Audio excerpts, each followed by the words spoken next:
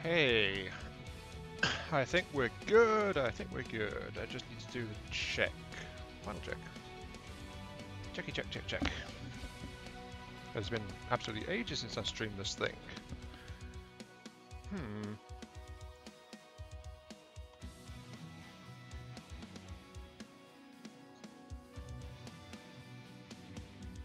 Seems okay. Alright.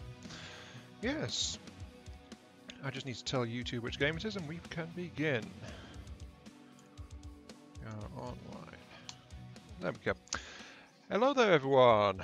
This is I am Mark 3 and welcome to Mechwarrior Online. For not the Walk of the Annihilator, no, for the Walk of the Fafnir. Because I have many Fafnirs. FNR. And search by name by FNR doesn't yield the Fafnirs. So, okay, let's grab the first one then. So, yeah, earlier this week we got Solaris update, the Solaris Hero Pack came out, and we got the Fafnir Assault Mech for this month's mech release, and we got a shiny mech bay update as well. So the mech bay is now fully rotatable 3D camera. So we can look at our mech from any angle, as long as you're on this screen. It's a bit distorted if you actually go into the mech fitting screen, at least from what I've seen. But it seems to have been my custom whenever I've got a whole bunch of stuff on Mechwarrior Online. So whenever I buy a pack and I get it, like I did with the Annihilator pack before this one, that I stream for a while and try to get a feel for the mech in question. And as I said, this is the Fafnir this time around. So, Fafnir. As you can see, it gets shrunk a little bit in the mech lab, so it's a bit weird, that. So, I think they just distort the camera, and it doesn't do it a very good service. I mean, yeah, that's very heavily distorted, that. I don't think I like that. But anyway, let's see. This particular Fafnir, though, I've not yet piloted one of these things. But this one carries 2 heavy horses, each one fed by 4 tons of ammo, 2 ER meds and a medium pulse as its backups, a Guardian ECM cases, and a 300 rated engine for a 48.6 top speed. Fafnirs are kind of sluggish, honestly, though they're not as slow as the Annihilator, because they are in this case, but they can actually fit a bigger engine in most cases. So this thing could go up to a 325, which would give it 52.6 speed. So, you know, but this is the heavy. I've just seemed to have picked the heavy Gorse variant to start out with. Okay, let's get this thing itemed up in the cockpit so we can start. Seabells, give me the shiny Seabells. I'm still a massive sellout, and of course my preferred, the radial Warhorn.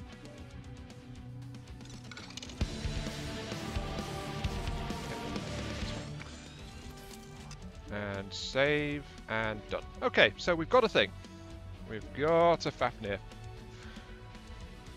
Now the other thing that came out, of course, is the Solaris, which is 1-on-1 and 2v2 brawling combat, basically. So I suspect it's going to be ruled by high DPS outputs and getting as close as possible. Well, anything you can do to kill your enemy as fast as possible. Hi Delta. When does Mechwarrior Online play again? Do you mean the year, in terms of the game's chronological progress? And yes, hello to you as well. Yes, Solaris. What confuses me here is that there's an entire separate wing here. Like, you've got all these different brackets you can fight in. Each bracket's got restrictions on which mechs can play it. There's also something called a patron system, which seems to increase the rewards based on who you select. And this thing seems to be a periodic kind of game, so it'll match, like it'll gather stats and things over, I think, a 3-month period and then reset and then go again. So you got until that time to be on the leaderboard and all that jazz. Though, as I mentioned in the previous stream, it missed a trick here, because it would be interesting if you could actually view a match in progress in this as a spectator, but you can't. So, well, as far as I know, you can't anyway. But yeah, you got things like divisions and leaderboards and all that jazz. So it's more of a straight-up brawling competition kind of thing. but it's in its own separate interface. Anyway, Mechwarrior Online MWO time.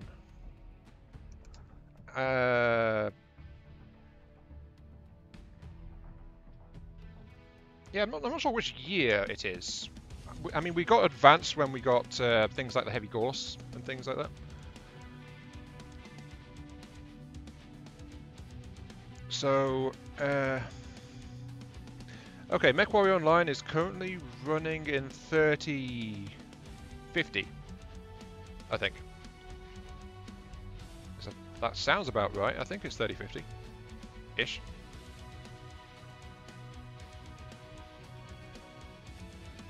Your timeline advanced, because the timeline advanced last year.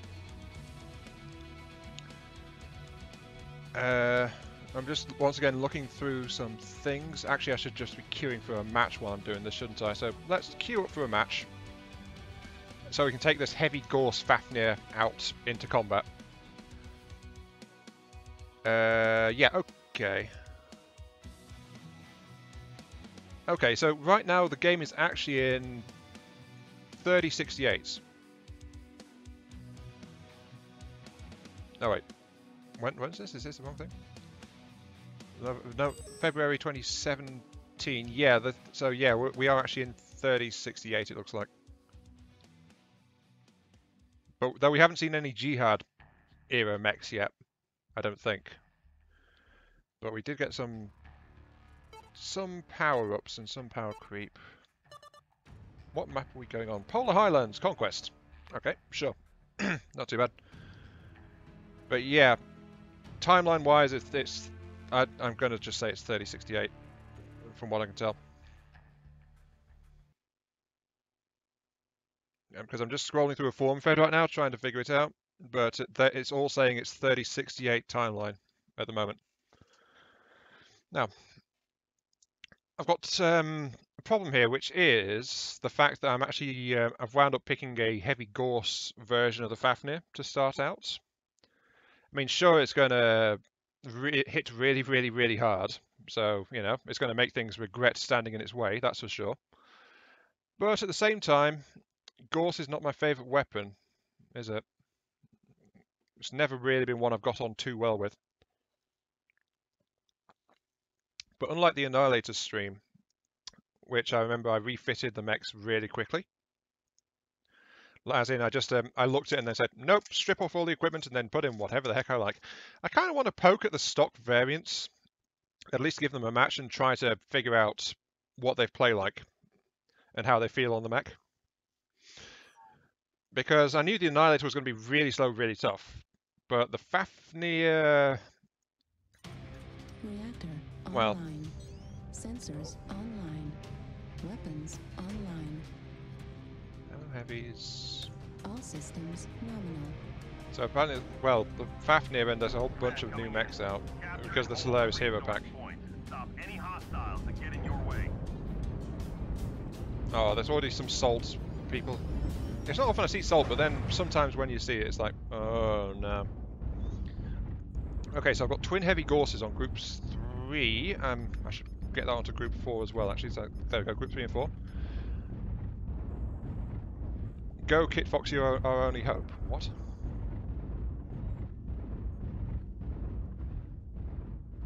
I don't really understand that. Why is the Kit Fox our only hope? Oh, it's because we're on such a big map. Oh, and that Raven seems to be a little bit on the slow side, actually. So yeah, okay, that complaint was actually a little bit valid. We seem to have a lot of slow mechs involved. Madcat, me and my Fafnir, Dire Wolf, another Fafnir, 2 MADs, which I think are Mad Cats, a Kodiak.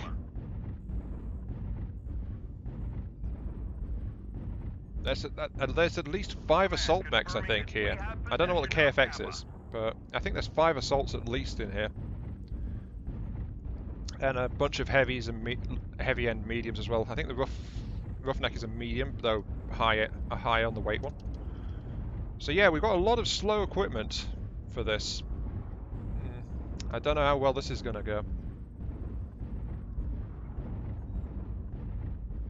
I just wonder if this thing can, if the Fafnir can live up to its namesake as well, because I was looking at this in preparation really quickly, just brushing up a little on the lore kind of thing, and this thing was meant to be like the planet that made it. The Fafnir was meant to be the flagship mech for that planet and the industry in question. So it's meant to be a really powerful, really showy mech. That's why it's got such massive weapon bays in the side torsos like this. So it's really, really big. Theta is controlled by the enemy. But it's also named after... Target spotted. Thanks for that.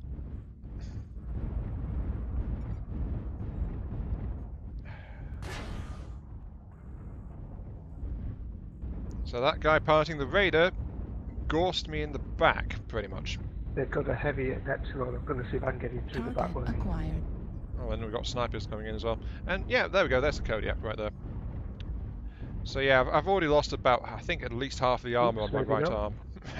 Thanks to that. Target spotted. I think the guy was just messing around with his gorses and accidentally fired. On the spotters. New target acquired. Banshee over... Oh, their assault elements are all the way over there. This is going to be fun. How far can a heavy gorse even go again, anyway? It shows my basic unfamiliarity with the weapon, doesn't it? It's like, how does this thing work again? I have forgotten. Resource point Theta is ours. Oh, jeez. But yeah, anyway, Fafnir is a name of a dragon, a poisonous dragon in Norse mythology. More specifically, it was a dwarf giant who was cursed and turned into a dragon because of his greed. And then had to be put down by, eventually, his brother, actually. But yeah, basically, he turned into a dragon which spewed poison all over the surrounding land. So that's where Fafnir comes from. That's what the name means. A dwarf from a giant family who basically got cursed. Somehow like the 3 PPC Awesome a bit more. Honestly, the Awesome, despite the fact I used it a lot in Mechwarrior 2 Mercenaries, is among the mechs that I have not actually purchased for this game. I have not actually taken any Awesomes out to really try them. Which is a bit odd, but, you know, limited reserves and all that jazz. Can't get everything. I mean, the channels that have made a real living out of this, they've got a lot of stuff. They can play the latest and greatest. Not me. Not usually. Honestly, it's a bit of a stretch just to get the Fafnir back, but, you know. Hey, Fafnir! A new branch of assault mechs. Sure, why not? I'm still kind of aware that I've not really done much of anything, though. Target spotted. Can I? Affirmative. I think I hit him. Yeah, that was a spark on his arm. I managed to hit his arm with that. So I actually hit something with my first shot, though I also kind of fired my lasers too, so that didn't help much. Target spotted. Oh. Halfway Hit to again. victory. Huh. We need to keep holding on Well. to our resource point. Well, the problem is that I know I'm way outside range though, so I don't know how powerful that was. Control. But I was actually clipping the guy at maximum range with... Oh, he shot my leg. With my heavy Gorse rifles, but heavy Gorse just drops off so fast. It's also the fact that I don't know where... Oh, the Fafnir that shot me in my arm is dead. Oh, what a shame, what a shame. Actually, it is a shame, because that means we've lost an assault mech, but, you know. And the enemy's 2 kills up on us, actually, looking at the stats, but... Oh, what can you do? Target spotted. Hostiles have collected 50% of their resources. I'll misjudge that, because I'm not familiar with the range profile at all. Nope, missed that as well. And this guy is apparently... No, that's the pulse laser.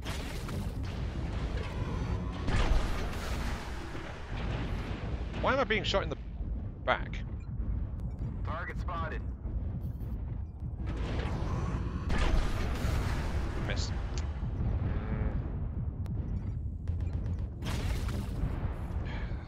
this weapon configuration I'm not getting along with too well. Target spotted. Also, we are way too spread out. I think we're going to get picked off here and just going to die. Okay.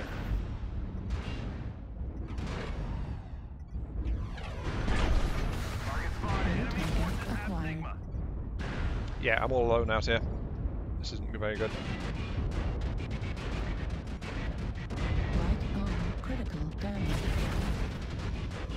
Target spotted. Okay, that punished that I think that was a Fafnir actually, with racks. Ow. No, my precious arm! The arm that I'd lost half my armor on. Oh no! Almost there. One final push. Don't really care too much, but okay. Oh, I actually managed to clip the supernova. Alright. So, I think the problem is I've just not got my iron at all for the Gauss rifle, so I have to be very careful with my shots. We have gained Epsilon. I also don't know how much damage I'm doing, so I'll be curious to see that when the match is over. Target But, you know, spotted. dual heavy Gauss, at least I Need think I'm doing assistance. something, so there is that.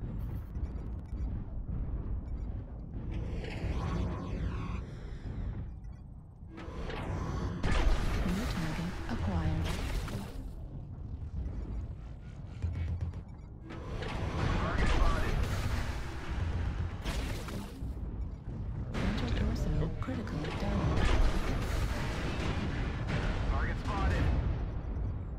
Yeah. Okay, they weren't paying attention to me really, but now my sensor's open. Ow. Right torso critical. Ow. Okay. I got caught out, so sensor torso does seem to be a vulnerability. Yeah, They're 201. almost That's... there. Stop them at all costs. I think that was the range profile of the heavy Gausses kicking in that did that, actually. Definitely not my preferred weapon system. And if you notice, by the way, I was also missing a lot as soon as I was trying to attack moving targets over any kind of range. So it's like, Need assistance. there's an enemy over there. I'll aim its general direction and just hope. Warning. Though I incoming missile. think I adapted pretty well to the charge time on the heavy Gauss. I just couldn't aim it properly. Critical damage. And I was also way outside Incoming effective range as missile. well, so that didn't help. Okay, I think we've seen all we need to see here. Quit the match. Alright. So, yeah, that one, a heavy Gauss configuration, I am not too happy with. So I think that one's going to be stripped out immediately for parts. Oh well. Always need more parts. Always, always, always need more parts.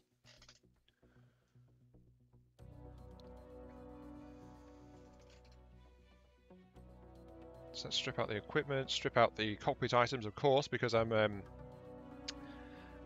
money-grubbing SOB. So I need that to try and earn more money from these matches. That is, by the way, why in all the videos I always have the C-Build boosters equipped. Because flat out, I just don't play it enough to have the C-Builds to do everything I want to do in it. Even when I try to play it more intensely, but, you know, if I do that, I risk burning out a little bit on it. If I play something too much, I burn out a little bit, so in general, doing the weekend videos is more or less right for me. That and some other matches during the week, so kind of keeping it casual. As a dirty, dirty casual player, you know. Filthy, filthy casual. Supply cache progression. So is supply cache no longer random? Because that seems to be tied to performance. Well, that's interesting. A more reliable way to get the cache. Anyway, yeah, strip the mech. Cockpit items and equipment can all go. Save that. So there we go. We've stripped out this mech for all of its parts. Which is... Well, I'm going to use this one, though, because it's one of the ones that's has got an ECM hardpoint in it, as well as an AMS. So it's one of those rarer hardpoint combinations that on the FAFNIR 5. I did notice, though, that a higher proportion of FAFNIRs actually have ECM capability. In fact, I think it's more or less a class standard. No, probably not. Over half of the variants, though, have ECM hardpoints on them, so it's unusually high. But then again, it's a more recent mech design as well, so it would try to take advantage of that. Okay, next up is the Fafnir FNR 5S. Oh, it's the 5S, which means it's a special version of the 5, which is the one we just played. Yeah, it's got the same hardpoint configuration. So okay, that's the same mech. It's just a hero version of it. So I don't think we need to check that really. Strip that one down for parts as well, because it's identical except for the fact it's got the S moniker and it gives a seal boost. That's the only difference. So next one. The next mech is the Fafnir 5B, which is 1 medium pulsed, 3 ER meds, 1 ER large, 2 standard Gorse rifles. Interesting. What mechs do I like as a PPC carrier? Well, I had an Awesome, which was fitted out as a PPC carrier, and it was not an Awesome, and an Annihilator, and it was an absolute monster. Unfortunately, I accidentally stripped it for parts at one point, so it's not actually existing right now. It was... Which one was it? It was... Was it the E or the X? I think it was the 1X. Let's check its loadout screen and see. No, it wasn't the X. It was one with PPCs. So it had energy hardpoints in the shoulders. It must have been the E. No. Huh. Which one was it then? Was it the... Oh, here we go. Ocular. This one. Yeah, it's the 1P. That was it, because I specifically named it Ocular because of its nasty habit of spitting lots of PPC shots at the enemy. So, here we go. It's like all these slots. I think this was the one. And if I recall, it was 5 snub-nose PPCs. So, yeah, 5 PPCs on this thing. Does that look about right? Yep, that's the config. That's it, yeah. Because it's distinctive because it had this arrangement at the top there, so yeah. This is one I use as a PPC carrier because it would look at you, and it didn't matter if you got under too close because there's no minimum range on it, and then it would just chain fire its PPCs straight into your face. The only problem was with if small mech got too close, because then it couldn't actually hit you. But yeah, this was a very nasty PPC carrier. I'm going to save that actually, so I remember to put that thing back together. Oh, I'm short on... Never mind. Oh wait, I've got 8.2 million right now because of the packs that came out. Okay. I'll still leave that be for now. I'll probably refit it later. Anyway, in terms of PPC carrier though, I really liked that one. I've not really put together any other PPC focused carriers though, I must admit. I mean, I didn't... I think I tried some Black Knights with that, but I've never got on well with the Black Knights, or... Really. I did use a Grasshopper. That's one of the things I tried with a Grasshopper, an ERPPC Sniper Grasshopper. Which one was that? Yes, ignore the changes. Was it this one? Was it the 5H? Or was it the 5N? It's whichever one's got multiple hard points in the torsos. Yeah, here we go. Yeah, it was the 5H. I liked this one with ERPPCs actually, because it made a very good sniper, especially good at peeking over hills and ridges. Because if you put in, the first weapon you put in appears down there, but then as soon as you put in the next one, it appears up here on the very shoulder of the mech, so you can get really high mounted pair of ERPPCs on that. So that was definitely one of them. Was there something else though? I'm trying to remember. Because I don't think any of my current hero variants have got PPCs. Well, really. And I stripped out everything else for parts, pretty much. It's only a few mechs I didn't strip out. And as you saw that Annihilator, that one was I stripped out by accident. Oh yeah, I was trying the Locust for a while with PPCs, and it was actually working pretty well. A stealth Locust with a light PPC. Wasn't too bad, actually. But yeah, I don't really have much by way of dedicated PPC carriers, and that's pretty much a fact at this point. The Ocular, which I really must put back together, is the only one, I think, which I made a dedicated PPC carrier. Other than that, I've just mixed them in with lots of other things. Anyway, let's get back to what I was doing. The 5B is our next one.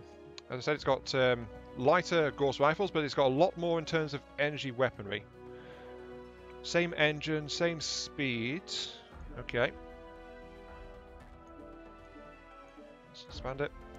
So Gauss rifles, a bit more heat sinks because it's got more stuff in it. So yeah. ER Meds and ER Large, Med Pulse.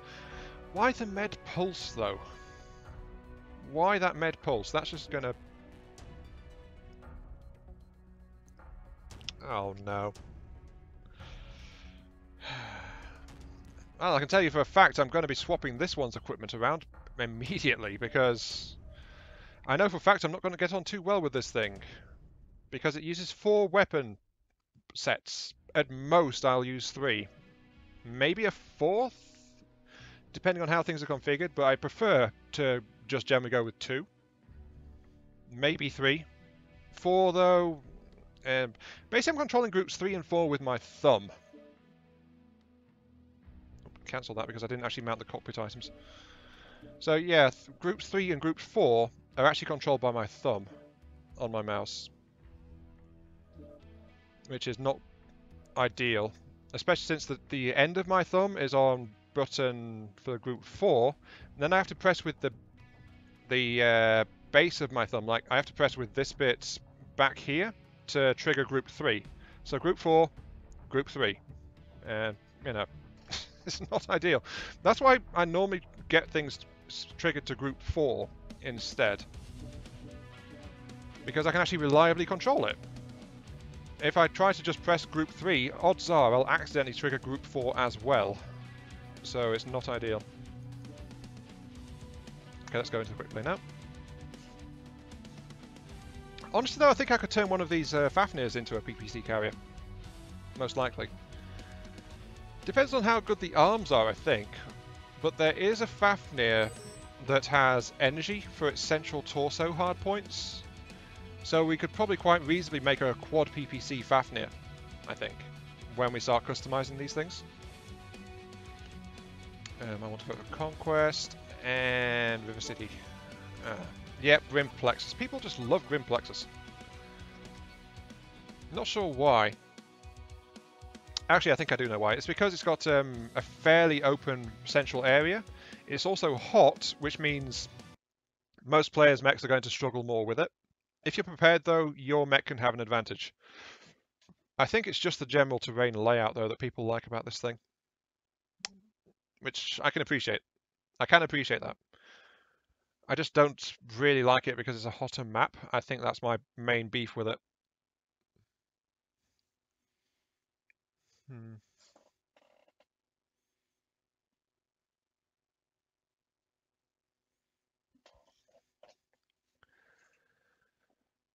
Still, the problem with a PPC-focused loadout is the minimum range usually. Because if mechs get too close, then it has problems hitting things. Though Epic did mention in the previous stream a loadout which was 2 heavy PPCs, and I think it was UACs combined, so for a lot of pinpoint damage. Reactor online. Which I think there is a version of the FAFNIR as stock that's got heavy PPCs on it. So I suspected that was a stock version, though Epic also liked 2 UAC 10s and combined with 2 UAC 5s as a meta-style build, as he termed it. So I don't know. Okay, let's get started then. We've got, again, we've got fellow FAFNIR in here. 2 FAFNIRs, we've got a 6U here. Please push to the center later. So I've got... There's the other FAFNIR just testing his weaponry. Let me see, I've got... Yep. And then on group 2 I've got the ER Meds. Here's the problem though. Group 3 is the Med Pulse. And then group 4, which is the one I can easily handle, is the Gauss Rifles. So I said I want to make a switch to this mech straight away, and that is tear out the Med Pulse and replace it with an ER Med. That's what I want to do straight away to this thing. Because I just, honestly, I don't, I've been realising this a bit for a while. I mentioned this last weekend. It's the fact that I just don't get along too well with Medpulse. Oh, hello, Timberwolf.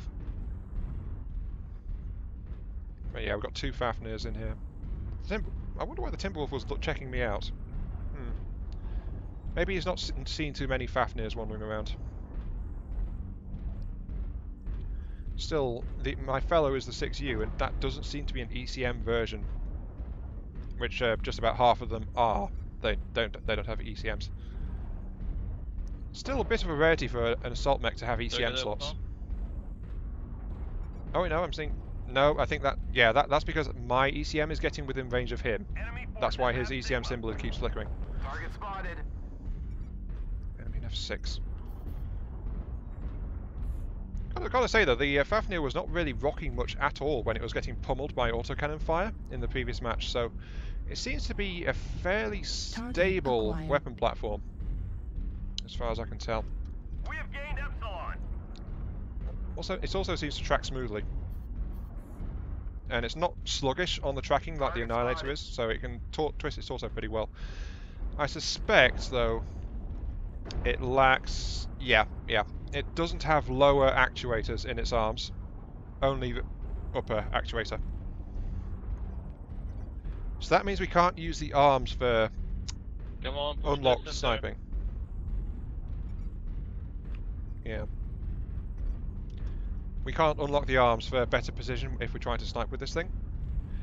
And it also means we have to be wary of where the arms are pointing as well, in some cases, depending on how far away the target is. New target acquired. What the heck's that? Was that an aircraft? Was that a bombing run? That is honestly the first time I have seen an aircraft fly over for the bombing run. Then again, normally I've been too busy hiding from bombing runs, quite honestly, to be looking for the aircraft that's dropping the said bombing run. I think some gorsing was probably called for here. Just not sure what I'm doing. Let's move forward a little bit.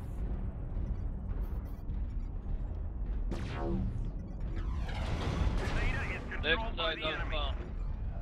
Missed.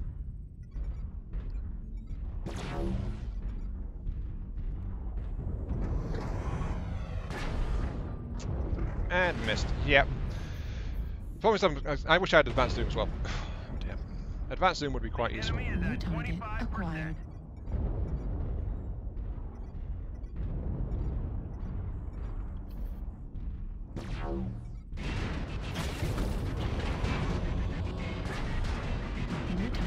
I just pumped gore shots into that guy, but standing still really didn't pay off too well. Because he managed to pummel him. Torso critical. Yep, there goes my core torso. Dear. Target spotted. Oh, I'm being pummeled a lot. Okay. I don't like being out here actually. I think I need to move. Especially since my armor is cored. Oh, hello, enemy Fafnir. Hey, it's the one we were testing previously. It's a heavy Gorse version. Oh dear, we've got other mechs coming in as well, which is also good.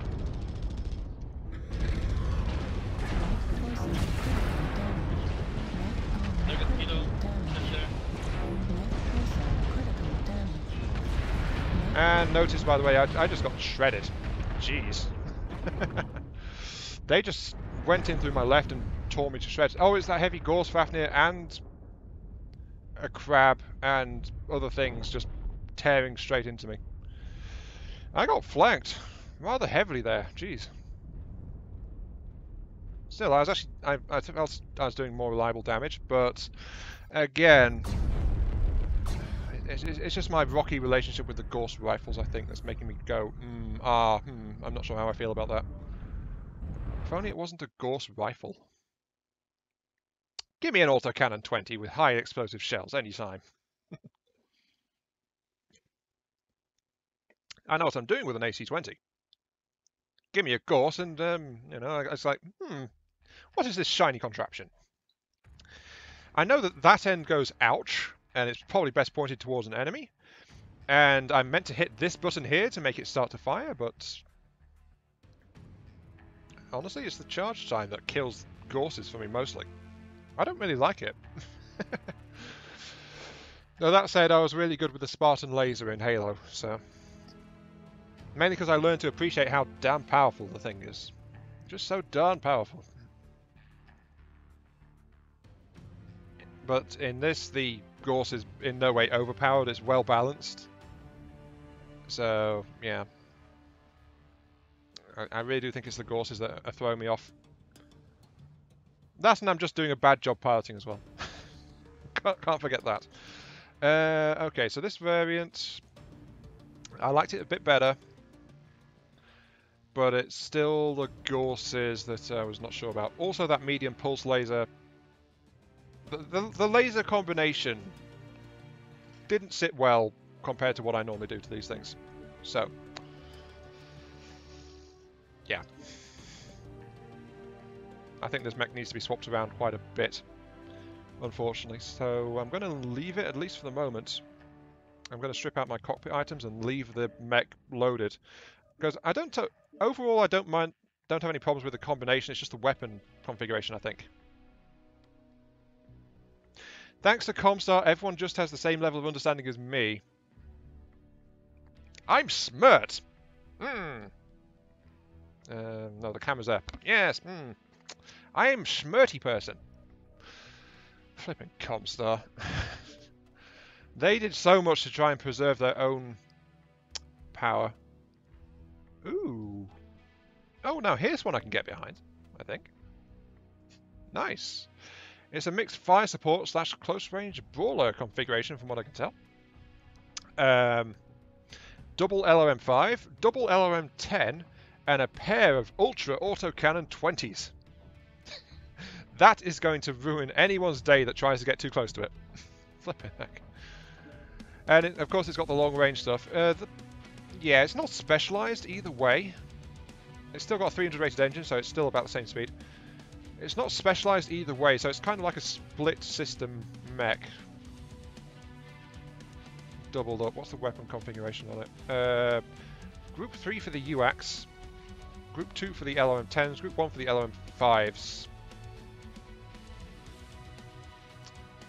I don't understand that particular weapon splitting like that. Honestly, I think I'd rather have 2 LM15s in that rather than the LM10s and 5s. Why do we have the 5s split? Are the 5s a Pathfinder or something? Kind of weird. Anyway, let's undo that immediately. And Group 1, Group 2, okay. And then Group 4 and Group 3. So, I've now got the LOMs tied to my left thumb on that in Groups 3 and 4. And I've got the UAX available for individual control, just like I do in my UAC 20 Catapult, which is still my favourite mech, by the way. So this thing will control left and right mouse to fire individual UACs from one side of the mech or the other. So, yeah, that should be good. That should be good. And that's the only change I'm going to make to it, so let's get my cockpit gear mounted and send it out.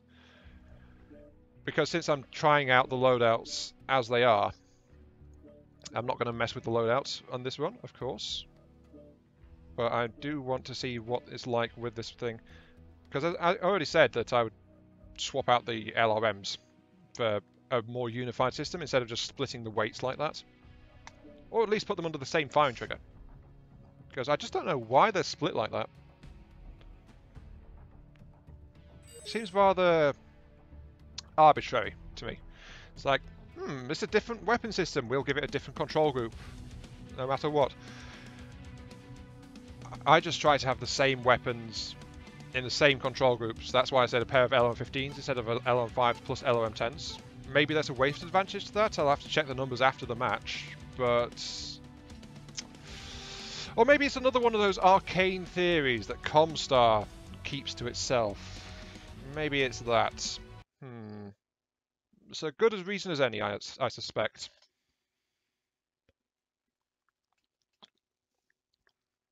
Though that said, we can We can make fun of Comstar all we want for this, but while Comstar did do a lot trying to maintain their own power, and they had reserves of mechs and equipment that were long since lost to the rest of the Innisphere because they kept it all to themselves, they did actually go out of their way to try and upgun and arm everyone before the clan invasion actually hit properly for the first time, before the clans made themselves known.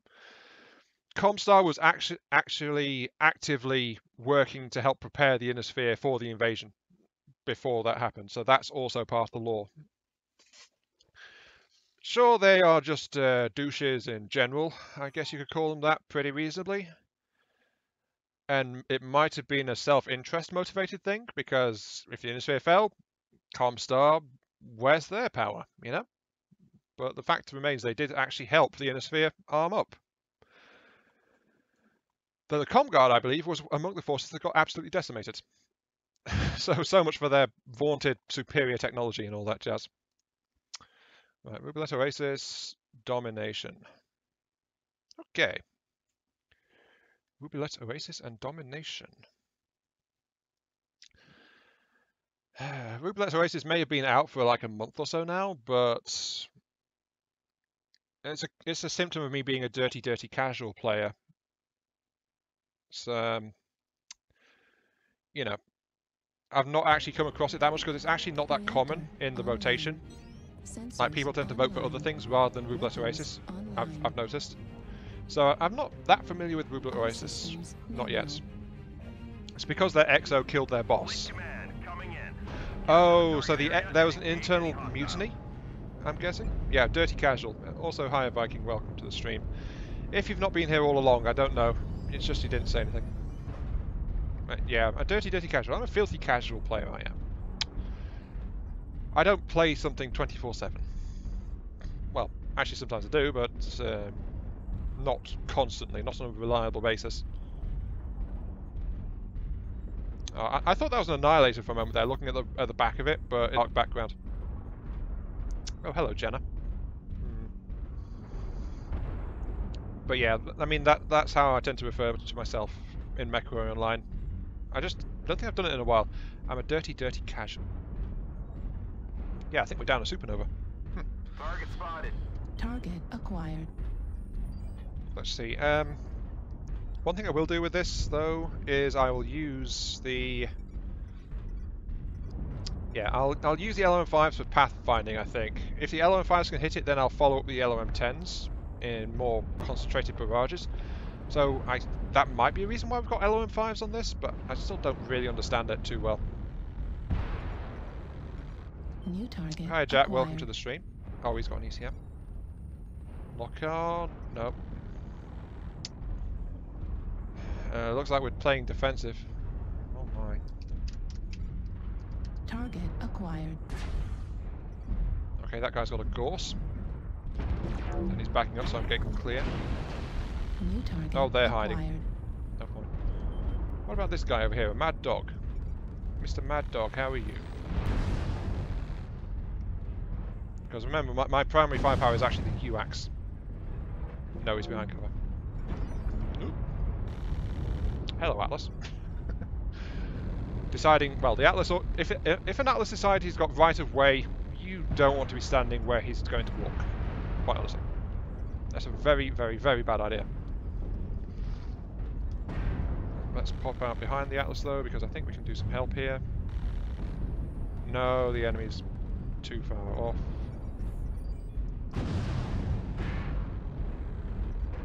Yeah, I've still not hit anything with these LRMs. New target acquired. Oh, hello. Yeah, as I said, I know what I'm doing with UAX. Unfortunately, I'm a bit too far under cover for that, so I need to move a bit closer before I can reliably use my LRMs. New target acquired.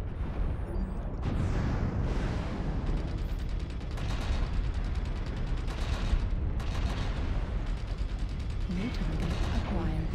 Heat level. Unfortunately, I'm rapidly overheating by using both systems, so I think that's the point. You're supposed to use LRMs in this. Heat level critical. Yeah, use your LRMs when possible. Yep, straight in the face. and then switch to UACs when you're getting into direct combat. His leg. Right. Peekaboo protects you back. Yeah, it's like, it really is such a key part of it. However, I'm undercover pretty heavily, so enemy LRMs coming my way do not concern me. It was the direct fire that was causing issues. More than anything else. Acquired. Oh, hello. Oh, missed with that second salvo. I still seem to have got plenty of 8 UAC ammunition. Yep, if you're going to peek up there with a medium, I'm going to smack you in the face with these things. Come on, Enforcer. I dare you to come out again. Oh, missed. Yeah, the problem is if I fire everything, then I overheat so quickly. New target acquired. This mech just can't handle the combined load of the UACs and the LRMs firing at once. It's just not up to it. Warning, incoming missile. Hello there, Enforcer. No, that one actually is an Enforcer, I think. The one that just fell down as a corpse. New target acquired. What's that up there? You are a adder. An almost dead adder. Can I get at you? Not easily. I think I want to stick around here then with the rest of my team because that's a lot of cover. But yeah, sometimes you do just have to unload as fast as possible and then watch your heat. Because if you overload and shut down, you're going to be in trouble. That's just how it goes New sometimes. target acquired. Ultra autocannon ammo at 25%. Oh, I don't actually have that much UAC. I've got a ton of missiles that I've not actually fired, but my UACs are coming up a bit short right now. I've only got 18 shots left between them, but the problem is they fire 3 times each every time you pull the trigger. So yeah, ammo reserves are not where I want them to be for this mech. Okay, that adder's hiding. Oh, he's found someone. Oh, it's a Griffin. Target acquired. New target acquired. Come here, Griffin. I want to play with you. Yep, a fire starter's joining me. Ultra autocannon depleted. Heat level Got him critical. with the missile salvo. Haha. Unfortunately, my main weapons are now out of ammo. Target acquired. So, yeah, nothing like enough ammunition. I want more shots. Let's start lobbing stuff towards him.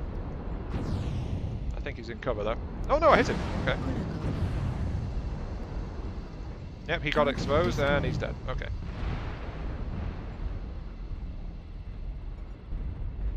Target acquired. Oh, that Warhammer is too close. I can't actually engage him anymore because all of my close range munitions are actually out.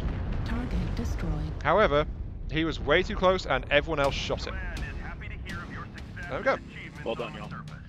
Good game, everyone. Nice kill. Yeah, thank you, Jack. I was kind of thinking I would kill him with just the UACs, honestly. Ammunition for the LRMs as well. So much there. Oh, solo kill. Yeah, I think that fire starter must have been out of ammunition. I think he just regretted taking me on in that one. But then again, I was what, twice his weight? So, you know, I was going to do nasty things to him. Sometimes just let your reactor melt. Yeah, but actually, yeah, I do that sometimes anyway. If I think to, I do hit the override sometimes if I just want to make sure I'll keep moving.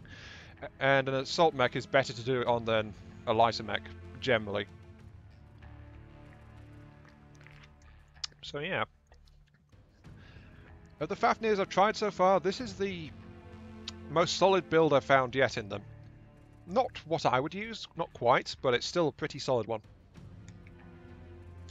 So part of me really wants to just configure this build straight away, you know? Rather than test out the other ones, just go into this build immediately and adjust it. Okay, so it's 30 points for a loss, 60 points for a win. Question mark, I'm not entirely sure yet. But yeah, those UACs, that mech felt good. This one feels good to play. Ah, only 2 tons of ammo per UAC. That is why it ran out pretty quick. Let's do a quick comparison, shall we? Actually, I mean, this is the this is the FAFNIR 5E version. It's got these extra LRMs bolted to the sides of it and stuff, but it's got primary close range weapon, 2 UAC-20s with 4 tons of ammo. Now let's select my catapult over here, the my boomstick, my catapult K2. And if we look at this one has the same UAC-20s, but it's actually got 6 tons of ammo rather than 4. So 50% more ammo. And this one will generally last for an entire match. Unless I miss a lot of shots, so I'm firing way too often. Sometimes it will run out of ammo at the very end if there's a lot of shooting involved, but 6 tons will 90% of the time see me through a match with a pair of UAC-20s. That FAFNIR ran out at a key moment, because if I'd had that extra ammo, I could have shot that Warhammer in the face as soon as he turned up. So, yeah. That Warhammer was actually so close I couldn't use my LRMs because it was minimum range. It wouldn't do the trick anymore. Wait, why is that flashing? Alerts. Atlas Freedom has sent me a friend request. Okay. I have no idea who that is. Okay. Is that ammo in the CT? Yes, Delta, that is ammo in the CT. Confirmed. And now you're going to tell me how much of a bad idea that is, aren't you? I would be ashamed if you did not, to be quite honest, because ammo in the center torso is such a bad idea. Quite honestly. But this is this build. Honestly, this is like my FGD builds. This catapult. It's a bit risky. It's a bit prone to blowing itself to pieces if you hit it in the wrong place. But you know, it's pretty darn effective. So, so what if it's slightly prone to internal explosions that guts the entire engine out? You know. Well, it's either I put them in. I could put them in the arms instead, but the arms are entirely sacrificial. I mean, look, the arms have got 1 point of armor on them. So if I put it in the arm, I'm going to lose it really quickly. And the head has only got 1 slot, so I'd have a ton, which I'd need to put somewhere else anyway. So, you know, I might as well put it somewhere safe and put it in the center torso. Because the center torso ammo reserve, if I recall correctly, actually drains before the leg reserves do. So by the time I shot off a third of my ammunition, my center torso slots will be empty. There won't be any ammo left in there. So, you know, stuff like that. Though, Delta, the problem with Gauss ammo is the Gauss ammo won't blow up, but the Gauss rifles themselves will. And they are way bigger, so they tend to get critical hit a lot. Less ammo, or have guns with small damage but will last the entire game. Which do I think is better? Oh wait, you asked another question earlier, hang on. What is my favourite gun for long range? ER large laser. Because I can actually hit things with an ER large laser. I actually struggle with ballistic projectile style weapons at long range, so ER large laser, by far the easiest to hit with. It's just not going to do as much damage usually. So, right, do you think it's better to have crazy damage guns with less ammo, or have guns with small damage but will last the entire game? It depends on how you play, really, and what you want them for. I mean, in this case, I've got crazy damage guns with enough ammo to generally last the entire match. So, you know, I'm happy to say this particular catapult has driven back 100-ton assault mechs into cover because they just didn't want to stand there with me shooting at them. So that's one of my favourite things about this. It's like they've realised they're being hit by heavy cannons and they just dive for cover immediately rather than just try to stick it out. So, because catapult is a bit on the fragile side, but this version is very dangerous. Glass cannon. Well, not quite, because it's got okay armour, but you know, it's still okay. Right. Anyway, back to what I was doing. This one is the one I just used. Wait, no, it's not. That's the ER large laser one. This is the one I just used, the UAC-20, which means next up to try is the 6R, the FAFNIR 6R. Ooh. Hey, Delta. I found a PPC carrier version of the Fafnir. This one has got PPCs on it. 4 snub-nosed PPCs to be exact. Along with Streak SRM2s. I don't like those. It has got LBX5 ACs though as well, but not much ammo in those, like 1 ton of ammo each. So that's a supporting weapon. That a catapult without any missiles is officially heresy. In generally, Delta, I'd say you're correct, but the thing is that was a K2 catapult, which is an official canon variant. It's the black sheep of the catapult family. It's got no missile slots, but it's got energy and it's got ballistics. It's just that so happens that I've got that one with UAC 20s and it's a good one. So, right.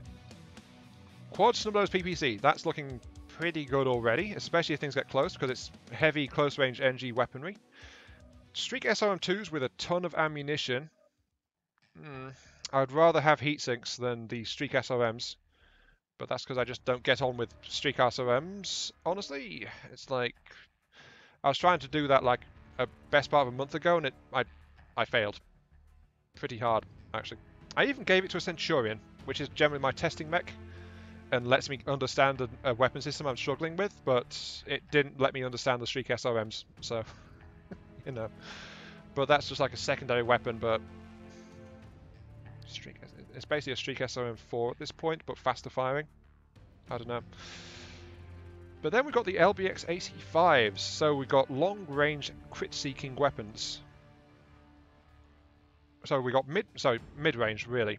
Mid-range crit-seeking autocannons. We got short to mid-range PPC barrage, and at short range we've got some backup fast-tracking missile systems that they've only got 1 ton of ammo.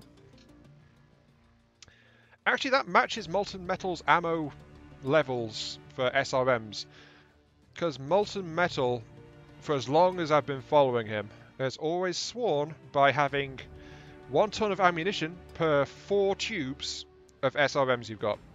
And that will usually see you through a match. That's his ratio, and it's a really, really good one. Ah, the snub-nose is... Why are the Streak SRMs in Group 1? I think we can blame Comstar interference here again, because I do not understand this weapon configuration. Okay. Where do I want this? I actually want Group 4 to be that. Wait a second. Oh! Oh, I get it. I understand this one. Kind of. Okay. That's why. Okay. Right. Okay, so Groups 3 and 4, they're separate because they are on the arms. That's the arm-mounted stuff. And so they've got... because they've got upper actuators, they can aim up and down, while the other weaponry is in the torso. So it's been split up that way as its focus. Not sure I agree with that. I might need to reconfigure mid-match, but I'll give it a try. Okay. Let's just get my stuff equipped. Give me my sea bills because I'm selling out once more with the emblem of the sea. All hail the almighty sea. Save that, and off we go. But yeah, honestly, the catapult... It was my first heavy mech, actually, the catapult.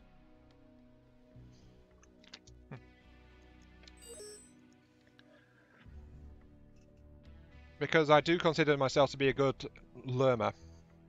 A good LRM player. In general. Though I do like to specialise my mech as well. I mean, that's why I got a Mauler, which is just a dedicated LRM boat. Among other things. Anyway, let's actually do a proper answer, though, to Jack's question. Better to have crazy damage guns with less ammo, or guns with small damage but last the entire game? Staying power is generally important. So you want a level of ammo that you're comfortable with, but you want to have enough ammo so that your guns won't fail on you at a key moment. So I actually err on the side of having more ammo than less. And actually that's something that people have often commented on every so often on my videos. That I actually carry more ammo than they would. but that's because I like to be able to be sure that I'll be able to fire my guns. I mean, I'm okay ending a match where I've been fighting pretty constantly and still have like maybe half a ton of ammo left or something like that. Then that's where I'm happy, because I know that I've got those few extra shots left for if I needed them, which if you get really heavy fighting late on in the match, which can and does happen actually, then you can at least rely on your projectile systems and missile systems to help you out of that. If I end the mission with like over a ton or 2 tons of ammo still not fired, then that's an indication there's too much usually for me. But I like to be able to fire freely without having to worry too much about my ammo reserves. That's honestly how I prefer to play it. But if you want small guns that will last the entire game, get your small guns, just put a few tons of ammo into it, and then see how well it feels, how it plays for you. And the advantage is, though, because you've got that small gun, you've got that weight that you can now spend on something else instead.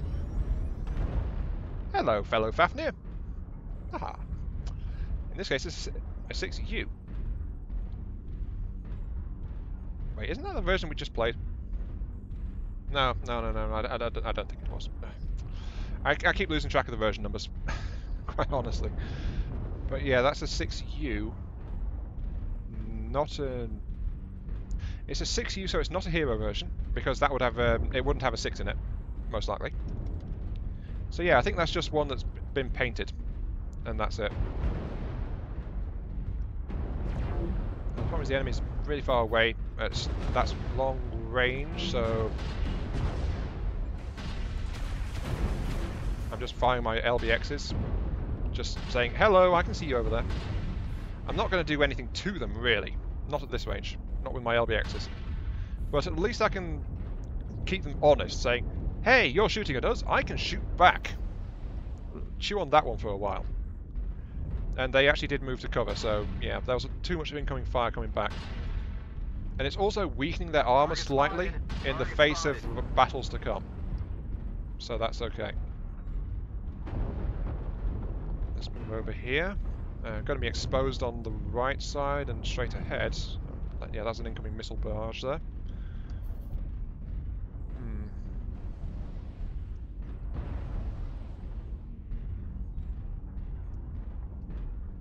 Oh, hello, I see you there. Enemy Fafnir confirmed.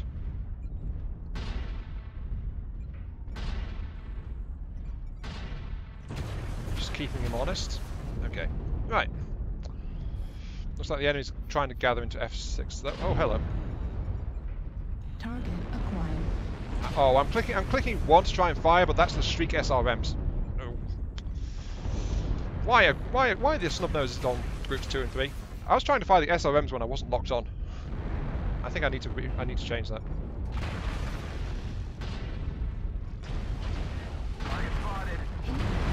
Ow. And there's a slight heat issue as well. Ow. Okay, I'm getting racked. Oh, jeez.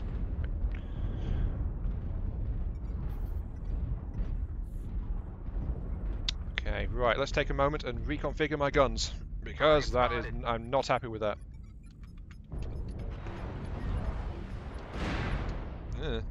Back up again. Right. Incoming missile. Group 4, leave those as the LBXs. Okay. Snub noses. Group 2 will be the arm mounts. Group 1 will be those. Weapon Group 3 can have the streaks. Okay. So now the snub noses, which I consider to be my primary weapon systems, are controlled by my primary mouse keys. Hello over there. LBX-AC ammo at 25%. Yeah, the problem is I don't have the AC ammo to actually keep doing that, to fire as distraction. Not really. So is there anything poking over here?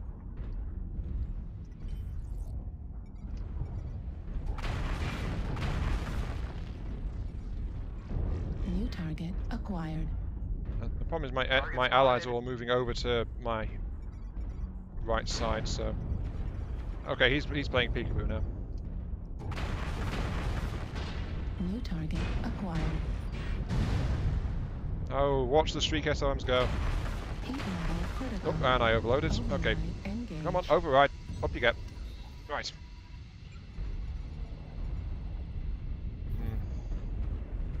New target acquired. I am not happy with those streaks. Okay, I don't think I want to be here because we're getting left behind a little bit. Heat level critical. Yeah, I need to watch that heat. Oh look, there's lots of things.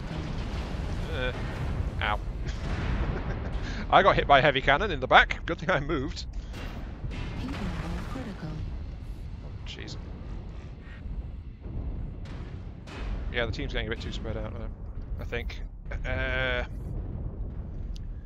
Guys, we're getting a bit spread out. We might want to regroup a little bit. Okay. We're doing just fine, man. 3-9.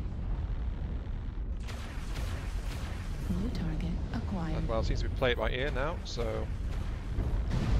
Oh look, the streaks went straight into a hillside. Okay. I actually managed to lock on and fire the streaks, but it was like, nope, straight into a hill. New target Oh, that poor acquired. raven. Nope, straight into a hill again. I mean, it's nice that the streak's guaranteed a hit, but... You know, it's like... New target acquired. Heat level critical. Override shut down. Okay, my reactor's now overloading. Override shut down. Negative. Okay, cooling. Okay, good. Right, I was a bit worried there because we were getting spread out, but Target the enemy acquired. doesn't seem to have managed to take advantage of it because we managed to push out of that, and we have regrouped a little bit as well, so we were Target spread out a lot acquired. worse than that. New target acquired. Still though, that streak SR man.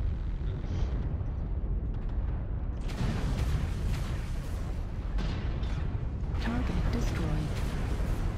New target acquired. There we go.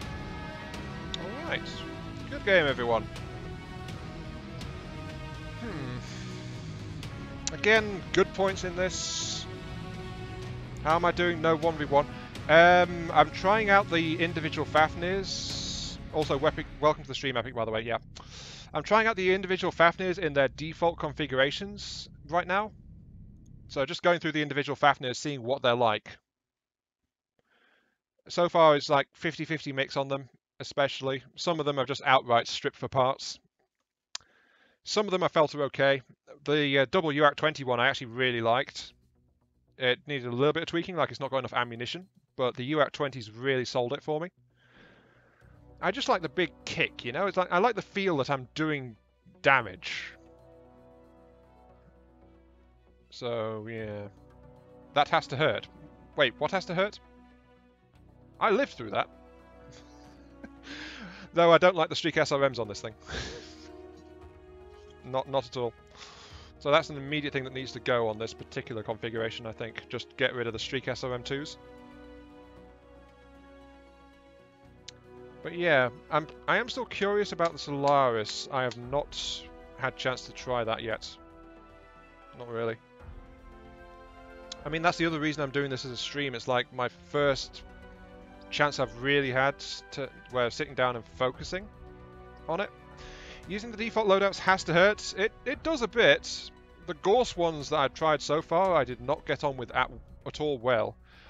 But it's partly about the weapon systems. It's partly about getting used to the mech as well, because this is still also my first time piloting the FAFNIR into combat. So I figured, you know, let's actually do that and see how it feels with this as well. So I'm going to strip out the cockpit items. Okay. Save that. Right. So yeah, this version, the snub noses were doing really well. So there you go, Delta. I think we've got another PPC boat on our hands. The LBXs were also good, though they didn't have enough ammo, flat out. I mean, that goes back to what I was saying last time and what I've been saying to Jack Aleyev about ammo systems and stuff. I prefer to have more ammo in reserve, so 1 ton per weapon. I just chewed straight through that. Don't get me wrong, I was doing damage with it as well. It was helping, but the guns were just pretty much dry for most of that match, so I stopped using it. It's like, I want to keep those shots just in case, so I just wound up barely touching it after that. Still though, apart from the streaks, the only other thing I would say really is I would prefer to have some more heat management, because the mech is not very good on heat management in this configuration. So with a PPC focus loadout, I just want more cooling flat out. So that said, apart from the missile system though, I actually like the balance of the loadouts. Quad snub-nose PPC, dual LBX5s. So yeah, take the SRMs and use the weight from those to get some more cooling in there and some extra ammunition for the LBXs, and I think I'd be pretty happy with that one. So that was the 6R. Ah, here we go. The 6U, the one that the other person was using in that match, my fellow Fafnir. I have not tried that one yet. And we've got another PPC build, actually, as it turns out. A PPC and UACs. I think those are UAC 20s? Actually, or are they 10s? Okay. Oh, this is going to be fun. Right. Okay. We have got another double UAC 20 build. This time with a better ammunition load. So this has got the same amount of ammo as my catapult does. So that's 3 tons per cannon. And it's got 4 light PPCs. Actually, this one is not going to be as hot as the previous one, Epic.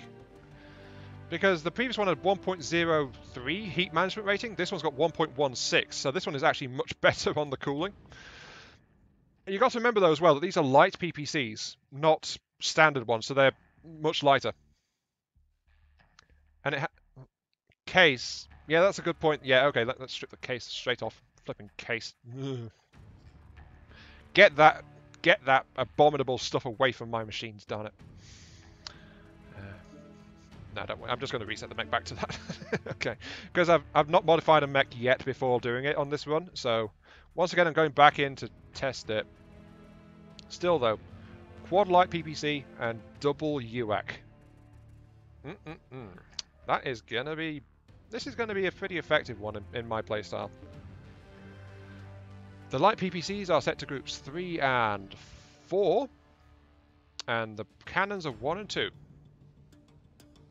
And for the first time, I am completely happy with the weapon control keys setup as well. So I'm not even going to change that. Same as 2 normal ones, yeah. Except that they have... there is an advantage.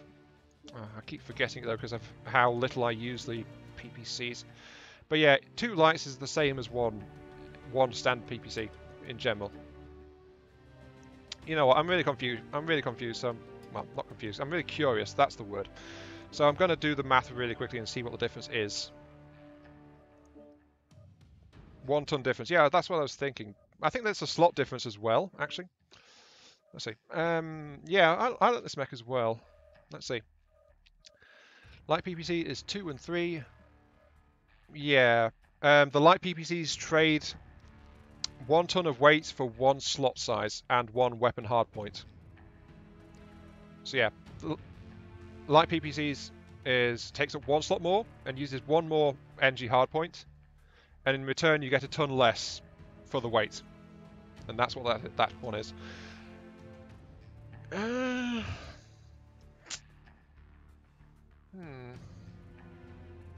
I'm wondering actually if how those PPCs would handle if we just bolted them all together and then set them to chain fire mode. It's like then we'd have a light PPC machine gun basically. Yeah, there's a lot of good tech on these things. Wait, why are you calling them fat bears? That has nothing to do with the name or their purpose. Fat bears. What the heck? I mean, the bears are Kodiaks.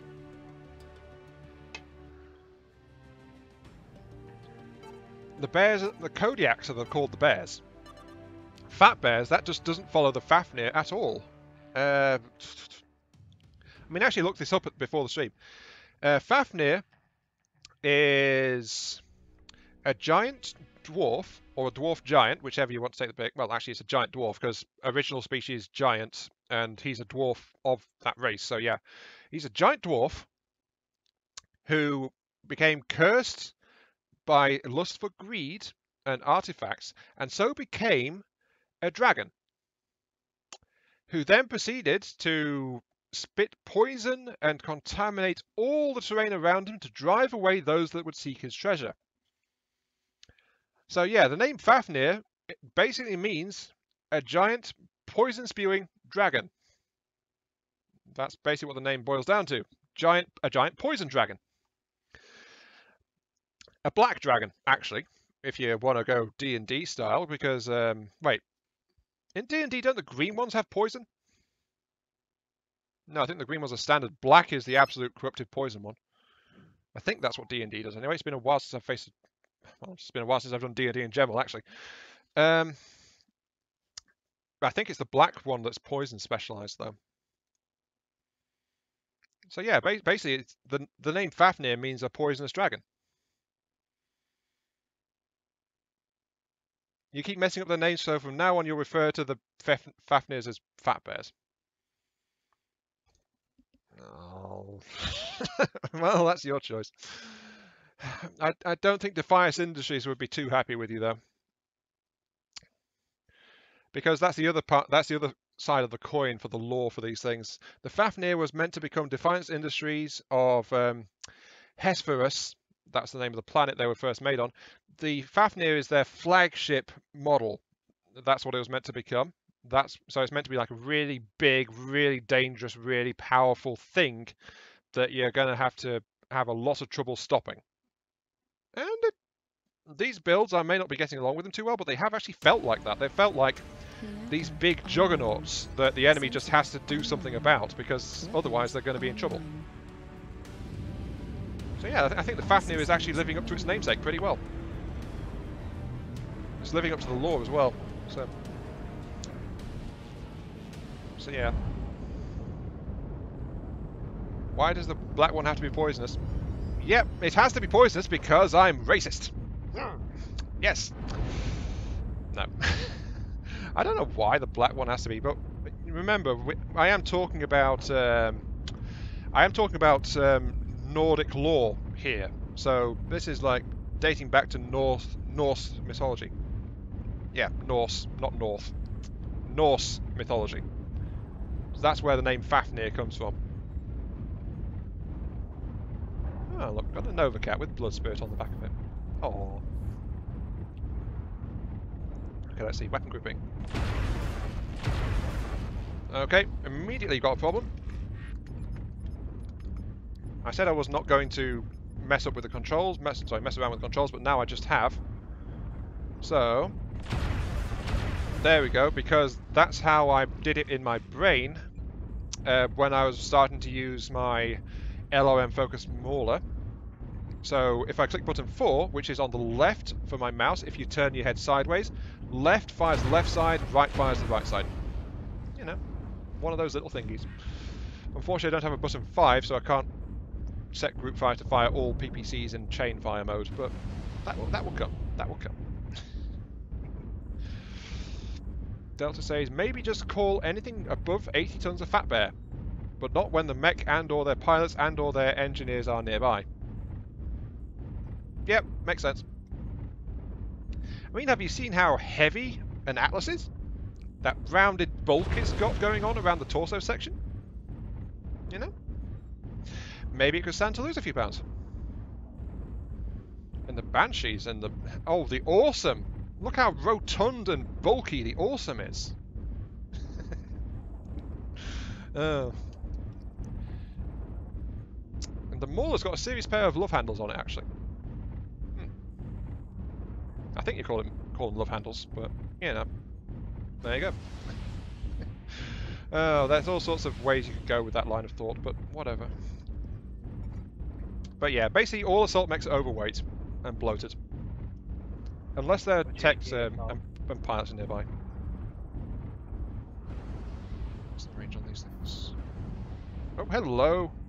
We've got an enemy in I-9. I think that was a more. No, that was an yeah, an awesome. That's a flipping awesome.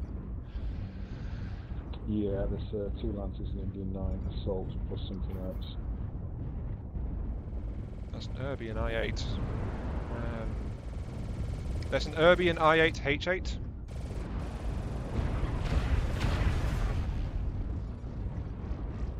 New target acquired. Oh, there's a fire starter over there. Okay, let's see if I can. A lot of missiles. Can I get a bead on something? Yes, I can. New target acquired. Warning, incoming missile.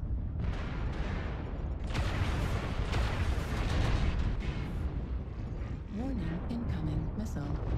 Yeah. Oh, and I was backing straight up into that Warning, guy. incoming missile. He didn't follow the basic rule of courtesy, which is don't stand right behind an enemy. Sorry, no, don't. Well, stand right behind enemies. That's fine. Don't stand behind an ally when they're trying to. Sorry about that, Jenna. You backed up at the worst possible time.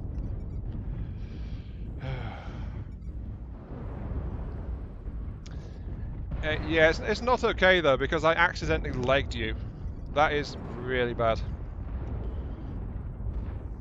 We got push left or what?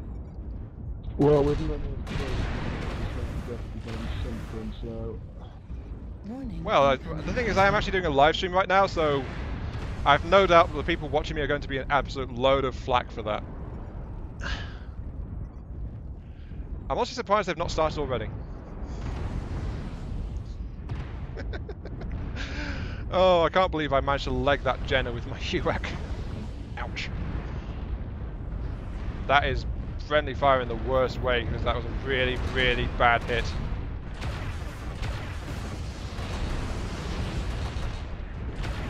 Let's go. Push left. We're gonna get ate up by LRS. New target acquired. Warning, incoming missile. Yeah, if we push dice, Critical damage. Warning, incoming missile. Yeah, this might be it actually. Juliet. Good. Oh, ow. And I'm dead. Ow. Right, and you guys still haven't given me any flack for that one. Right, 288 damage, spotting a kill assist, but the problem is the main enemy team was there, and I overloaded and shut down because I didn't turn my override on. I would have survived that if my override had been turned on. Ah well. Accidentally PPC'd them in the cockpit. Yeah. Okay, that would be worse, yeah. Legging a light mech, though, is a death sentence for them. Everyone focus India. Okay, Epic said probably ship the lights out for 2 normals and then swap out the UAX for 2 LBX-20s so we can joint fire the weapons. Target acquired. Ooh, that would be nasty. Or AC-20 in the cockpit, yeah, that would be better as well. I feel really guilty for legging that Jenna, though. But yeah, he just backed up at the worst possible time, as I said. I was just firing my UAX at an enemy assault, and then he just backed up straight in front of me, and I just tore his leg clean off. So, whoopsie.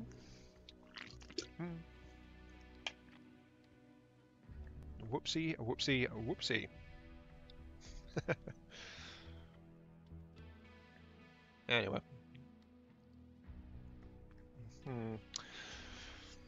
The only problem is when I tried the LBX-20s, I didn't really get along too well with those. I actually like the UAX better than the LBX-20s, which is a little strange to say, I must admit. Considering I get along just fine with LBX-10s. Especially pairs of LBX-10s. Then again, I don't get along too well with standard AC-10s. I like the UAX okay, though. You don't have good emotes. Yeah, there is that. So, you're saying replace the PPCs with standard versions. And then take out the UAX for LBXs. I think the LBXs are slightly lighter, aren't they? Ah, so yeah, so that's where the extra ton would come from. So you'd basically swap a ton from the ACs to an extra ton for the PPCs to get the standard PPCs rather than the light PPCs.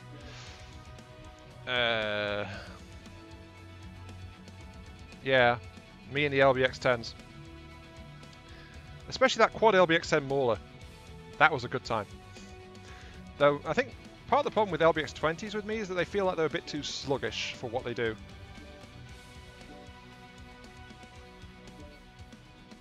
Yeah, I mean, look, 2.25 cooldown for an LBX-10, 4 seconds for an LBX-20. That is a rather significant addition to the cooldown on it.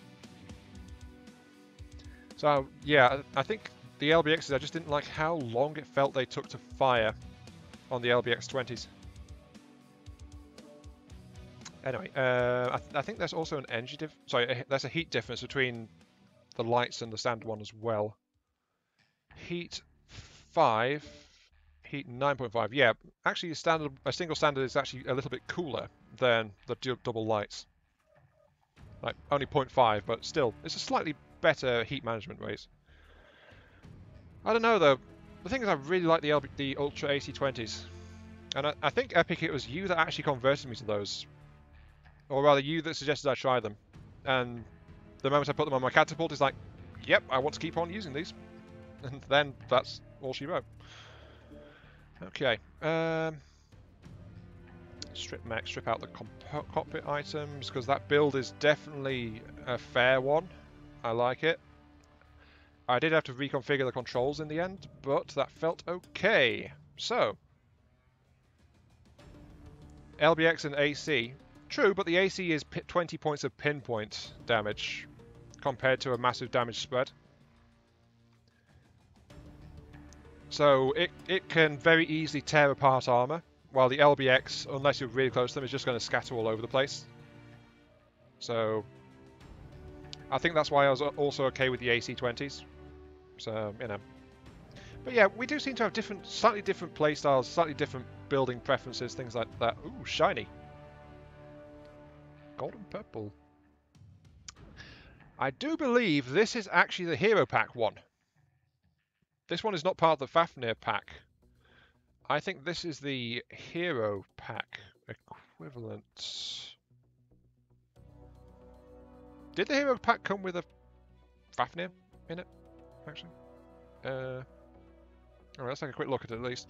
Okay, what have we got? We've got Treble Med Pulse, Dual ER Large, an ECM, a single heavy Gorse, and 4 rocket launcher 15s. What? Oh, that's one of the rocket launchers just there.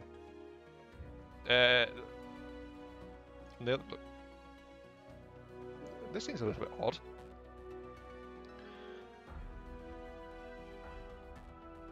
I should have a bunch of new colours and decals. Alright. Rocket launcher, 2 rocket launch.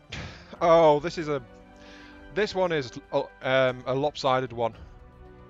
Heavy Gorse in the right side with 5 tons of ammo. Actually, that's 25 shots in it. That's more than the dual heavy Gorse one had. Well, actually, it's not quite as much, but it's almost as much as the one with 2 heavy Gorse rifles had in total. Yeah, single heavy Gorse, a massive barrage of rocket launchers. A hero came with the Hero Pack. Okay, yeah, so this is actually the Solaris 7 Fafnir then. No wonder it's a bit lopsided. 3 med pulses, 2 ER large lasers. So this one is actually a mid to long range. Well, it's got long range capability with those ER larges, but it's primarily a mid-range fighter. Though up close, it's got the med pulses and it's got the rocket launcher nonsense for a massive barrage of burst damage. Okay, that seems. I'm not really looking forward to using the heavy Gorse. I must admit to that. But other than that, I'm not too unhappy with this one, actually. I'd rather swap out the heavy Gorse. I'd probably swap the rocket launchers for some conventional missiles, maybe MRMs or something. the Wraith, you don't have the hero. But did you get the hero pack? Did you get the Solaris 7 pack? Because if you didn't, then that... Oh, wait, no.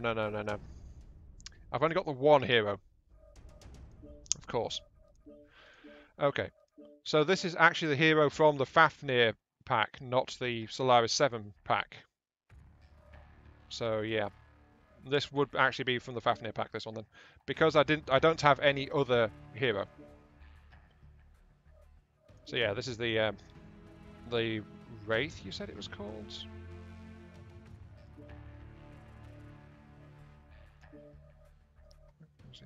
The WR. Problem is, it doesn't tell me the actual name here. Standard reinforcement. Yeah, so this is the hero add-on. So I got the entire thing. It's pretty hard for me to save up money for that, so... I think I had the money and I wanted to cheer myself up a bit at the time, so it's like, you know, let's go ahead and get the FAFNIR pack. The entire thing, because I can actually afford it for once. Hey! Cool. Okay. So I've got a very, very shiny hero mech. Like, I mean, that's the first thing I said when I saw it. It's like, ooh, that's shiny, because it's got reflective paintwork on it. Not the most inconspicuous thing, which is why I thought it was a Solaris mech, rather than a Wraith pack mech.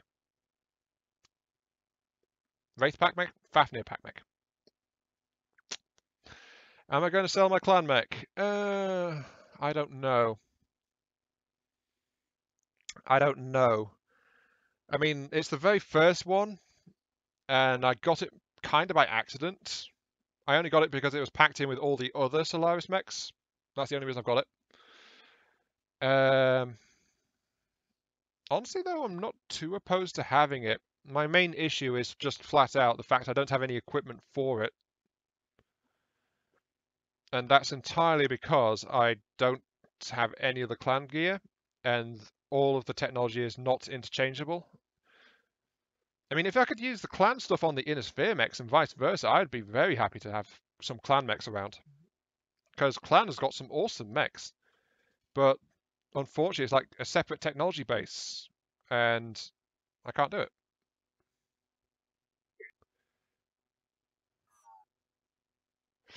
If you sell it, you won't get to play with the heavy lasers. I know you want to do that. Yes, I do. Heavy lasers. I've loved heavy lasers ever since they first appeared in Mech Commander 2, actually. Hiya, Clint. Welcome to the stream. But yeah, in Mech Commander 2, as soon as you got the tech, every mech possible would be fitted out with heavy lasers. Because I just absolutely loved those things. And I would build my entire force around as many heavy lasers as I could pack into my mechs. And I'd rig it with the Mech Commander 2 weapon hardpoint system. You know how they've got the emission points on certain mechs for certain weapon types? I would rig it so I had Blood Ash walking around, and they were just basically vomiting constant streams of lasers from their shoulder-mounted cannons, because that's where the lasers would emerge. So they'd just walk towards the enemy, and there'd just be this continuous deluge of heavy laser fire. As soon as they got into range, they would just absolutely tear things apart. And it was awesome. I really want to play Mech Commander 2 again now. Oh, just thinking about it, it's like, I want to play that again. Oh, I remember when we were trying to get this working with, I think it was Owner. And we couldn't because it was just not compatible with my Windows 10 PC. And it was a very bad day. Wait a tick. Why are my weapons set up that way? What? A clan battle mech, not an Omni. Yeah, because the Omnipod system is another expense. I need to take those off Group 5. I don't have a control for Group 5, except for my keyboard, which is an issue. Med Pulse. All Med Pulses are on that, right. Why are the rocket launchers on Group 2? I don't want that. I want the ER larges on that.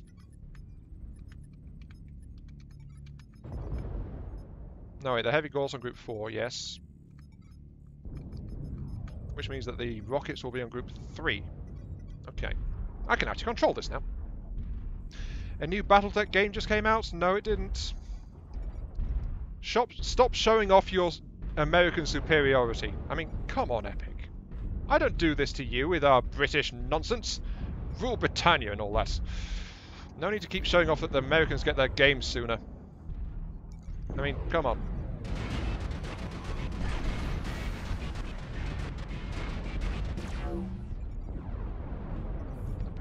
That hurt. But yeah, America tends to get their games out sooner than the UK. Yeah, for us it's out on the 24th, Epic. It's out on the 24th, so we don't get it until next Tuesday. America always gets its game sooner. Nearly every game, America gets it like half a week to a week before.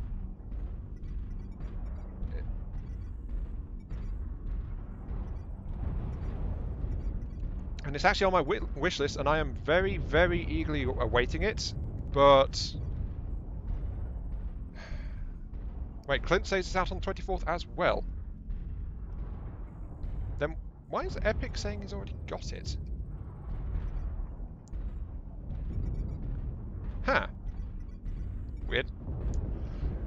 Yeah.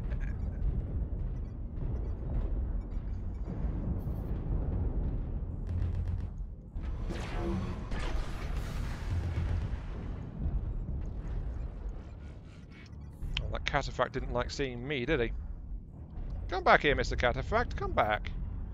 Yeah, America in general gets things first. I think they've been trying to do something about that, though, but it's still very much a thing that games and movies come out in America first. Warning,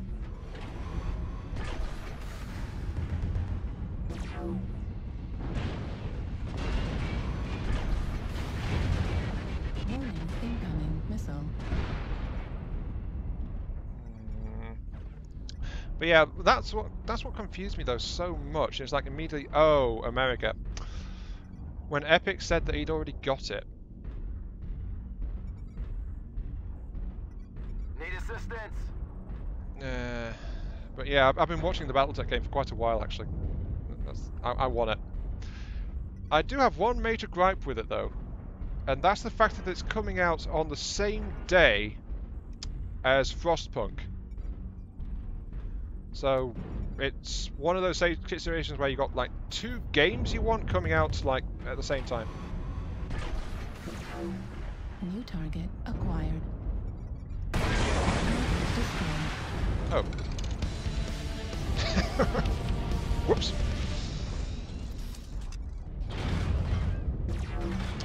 I kind of forgot to set my rockets to chain fire rather than burst fire, so I just emptied them all straight into that Orion.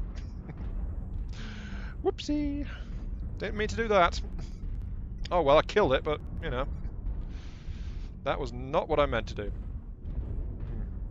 Heavy Gorse. I get on with it okay, I suppose, but it's still like a Gorse. It's still... eh. Target acquired. New target. Oh, there's an enemy FAFNIR. I wish I had some rockets left for that guy. Oh, hello.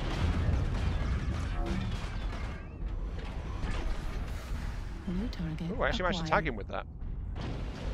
He's missing his center torso off. With it, more reliably. When we get to longer ranges though with the other Gorse rifles, I struggle a fair bit to hit with it. But I still say that the Gorse is not one of my favourite weapons, not really.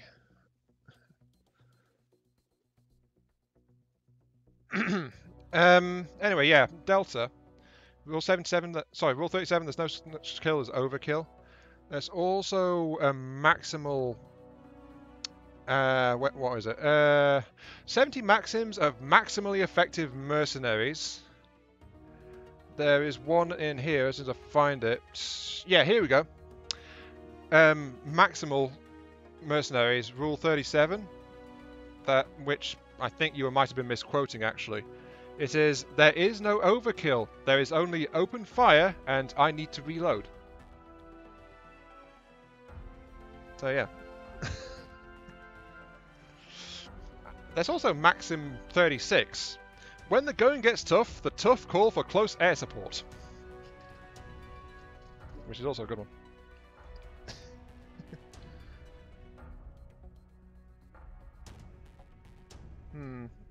I think, as far as I'm concerned, to my play styles, I think Maxim 42 applies as well. Maxim 42. They'll never expect this means I want to try something stupid. That's a good one. I'm not actually familiar with that. I don't think that one's actually turned up in the series. Actually, it probably has. It's just probably a few story arcs back or something at this point. Anyway, the build. I'm thinking replace the heavy Gorse with a UAC 20. So make it more close range beast.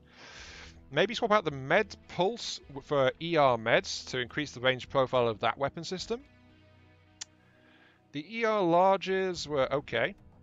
The rockets were very devastating when I fired them, though I accidentally fired them all at once. I didn't mean to do that, so I definitely overkilled with it. But I'm still thinking maybe swap those with MRMs or something. Like we could turn this thing into a UAC 20 treble MRM combat vehicle with a lot of ER medium lasers as its backup weapon system.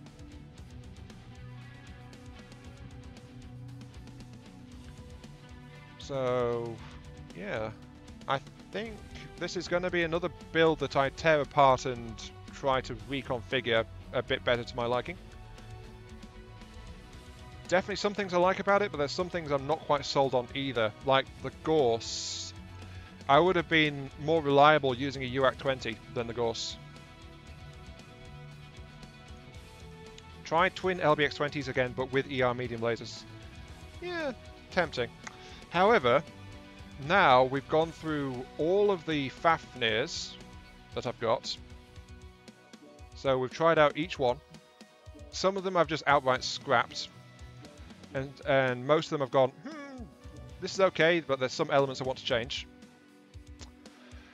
So, I think the last thing to try to do with this particular stream, because we're at 10 o'clock now,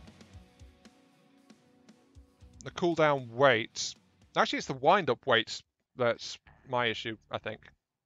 I don't mind long cooldown weapons, it's the wind-up on a Gorse. Unless it's the LBX he's talking about, in which case, yeah, it is the cooldown. But I think we should try a bit of Solaris. Because I'm now very curious about this. I want to see what it is. In terms of brackets, I've selected... My Archer is apparently good for bracket 4, actually. So my MRM Archer's in there. But if I click on this... Like, okay, select a mech. Right, so yeah, we can do this by division, but you said there was one where an Atlas wound up against a light mech? Or was it? No, I think it's a medium. I don't know which one that might have been.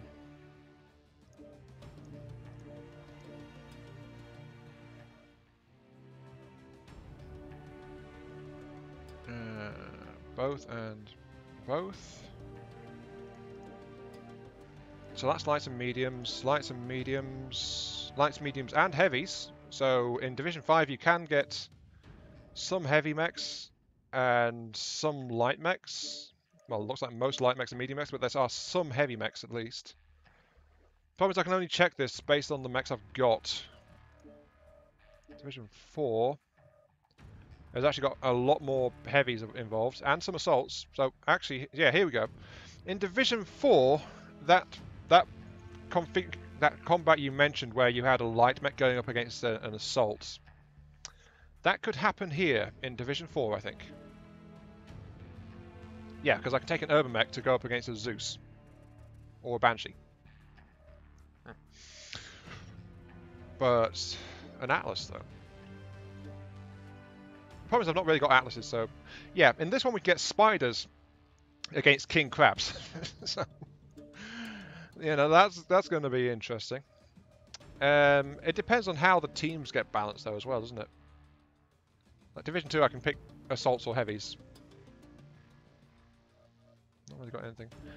Division 1, though, we can get any of my assault mechs, basically. But Division 1 seems to just purely be assault brawling, from looking at this. So... Trash can fights when? Well, trash cans seem to be available in most divisions, actually. Yeah, some of them, it's a bit strange with the stuff you can take, but I think those are meant to be, like, for team-based ones. Division 6... Division 6 can take some stuff. Division 5... Ah, here we go. Urbies can deploy in Division 5, looks like.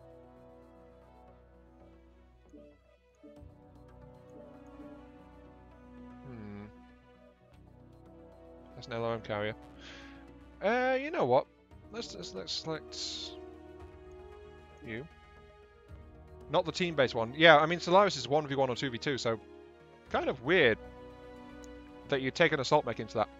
Though in some circumstances the lights can kill the assaults, but in a straight-up brawling situation,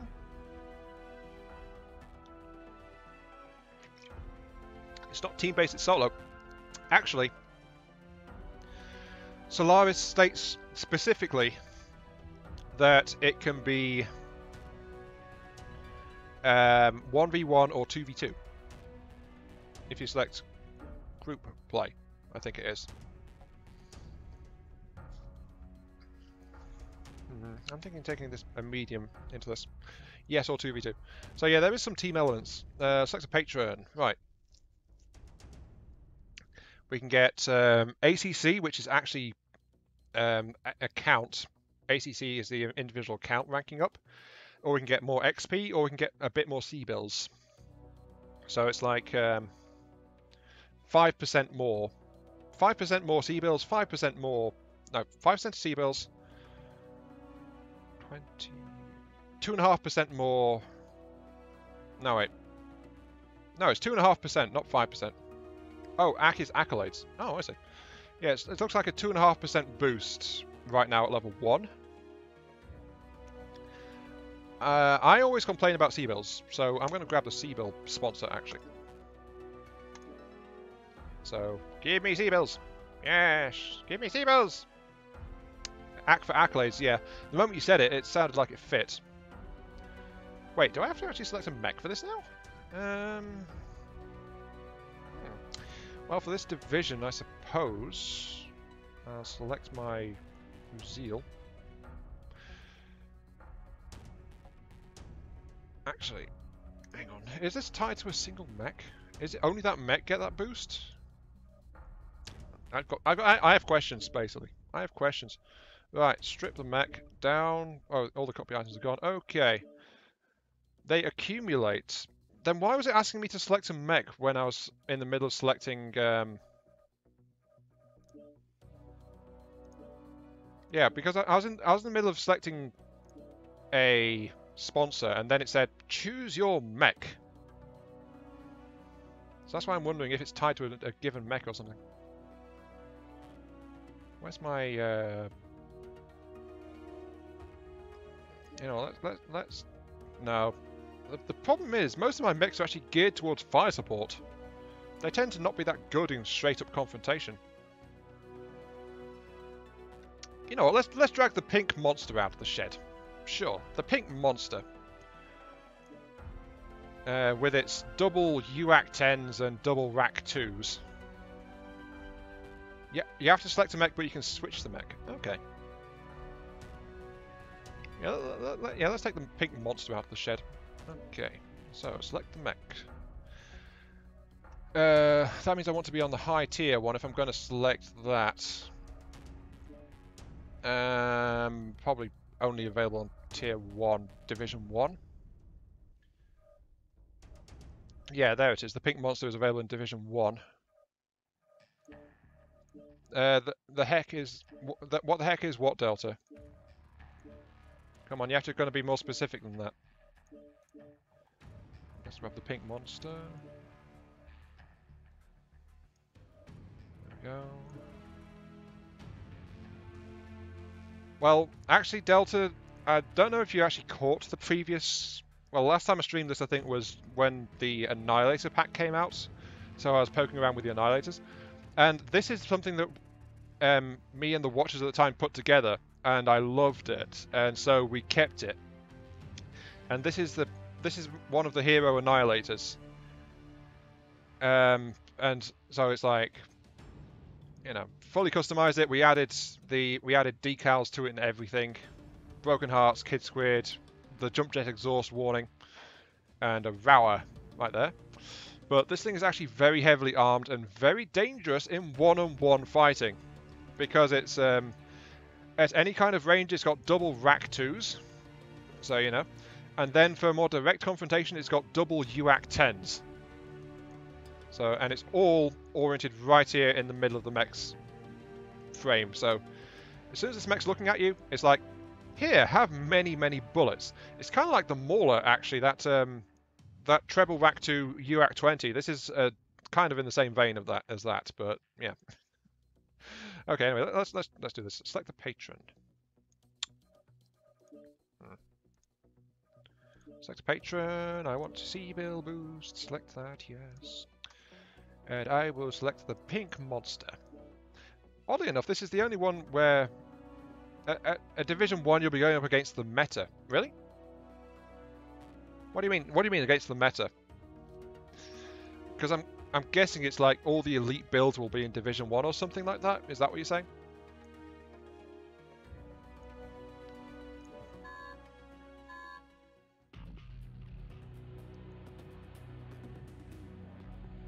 Map banning? What?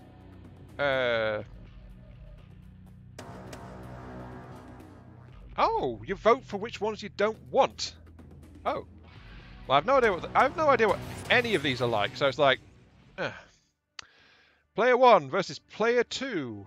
Howare. Oh, I'm against another newbie. Okay. Right. So I'm against someone else who it's their first time as well. All right. Let's be gentle to one another. Let us see how this goes. Unfortunately, this particular mech of mine is actually battle tested. Yeah, it's a banning. So let's see what this is like. One-on-one against Howare. I'm an Annihilator, which is going to be an absolute pain. Division 1 has all the meta machines. Okay. Oh, we're raising up something. Open the doors! All systems. Greetings, mech fans. I'm Duncan Fisher.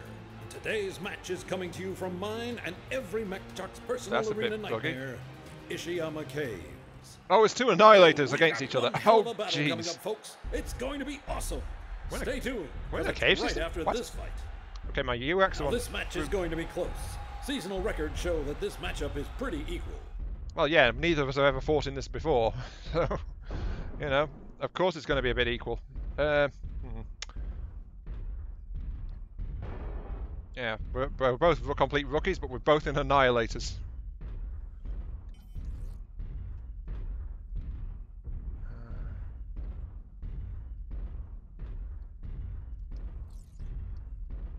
I have no idea where he's gone.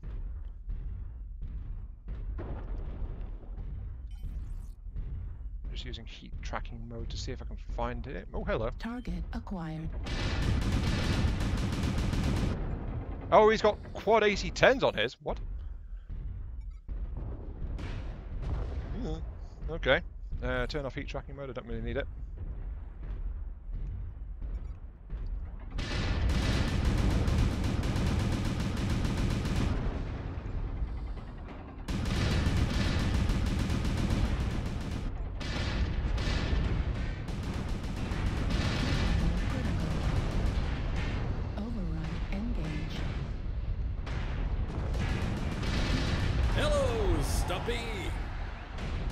Oh, I'm sorry, were you using those?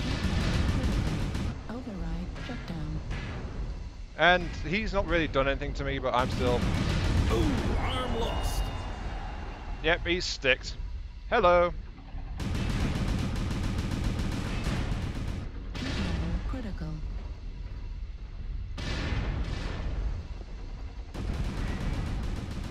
Yeah, as I said, this build is unfortunately a bit battle tested, so.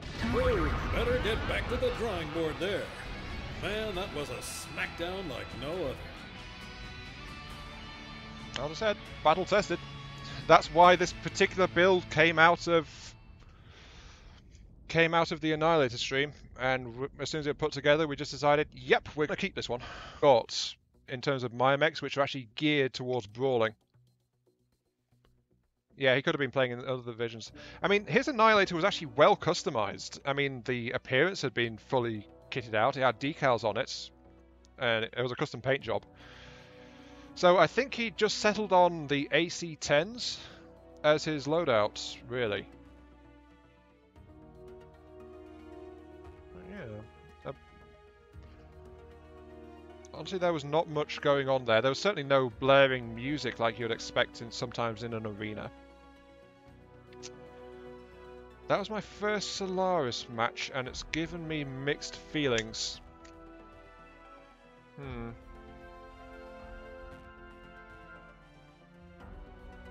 But yeah, he's definitely playing the game at least for a while, I would say that. But yeah, I definitely have mixed feelings about that, all that. Because, actually, Epic, you were right in saying that it's like one-on-one.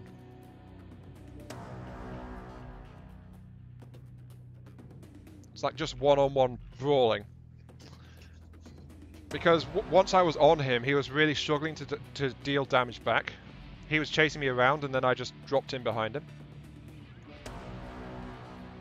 Okay, I've voted that one. You vote for the Colosseum. So we are going to Boreal Reach against Gorwich, who is actually a bit more seasoned at this. 19 wins to 16 losses.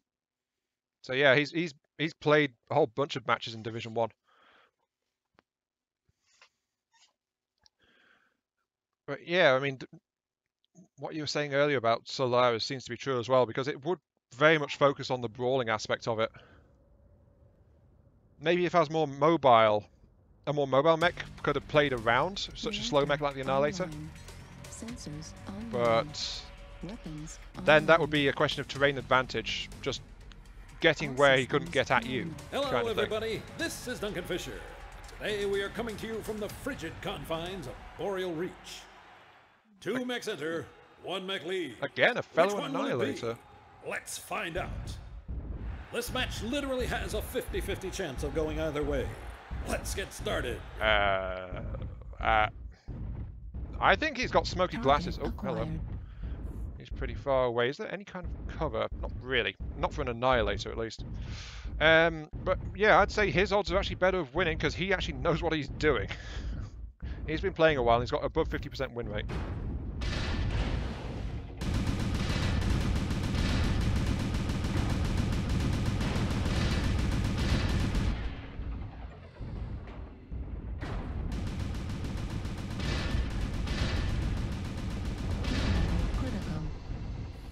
My problem is I'm actually overheating really quickly.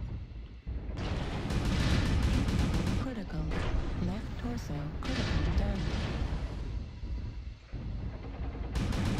Torso destroyed. Oh, there goes some of my guns. Destroyed. Left arm destroyed. That heavy Gorses. He's got double heavy Gorses after all. Autocannon ammo destroyed. Right torso. Yeah, he managed to get me pretty thoroughly this time. Destroyed. Autocannon destroyed. Autocannon destroyed. Heatsink destroyed. System offline. Okay, just power down and let him do it.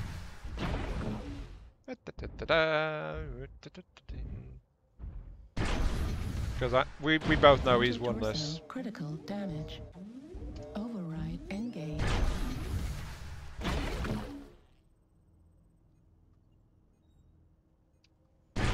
That was a close match. Oh, I'm Close in match, my own yeah, sarcasm. right. Yeah, but straight up brawling. Admittedly, this mech is still kind of geared towards fire support.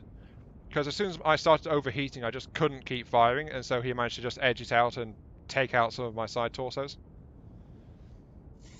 So yeah, he managed to kill me fairly handily there. I'm still not a brawling specialist. I am more geared towards having cover of some kind. Just so I can hide behind it like a little babby.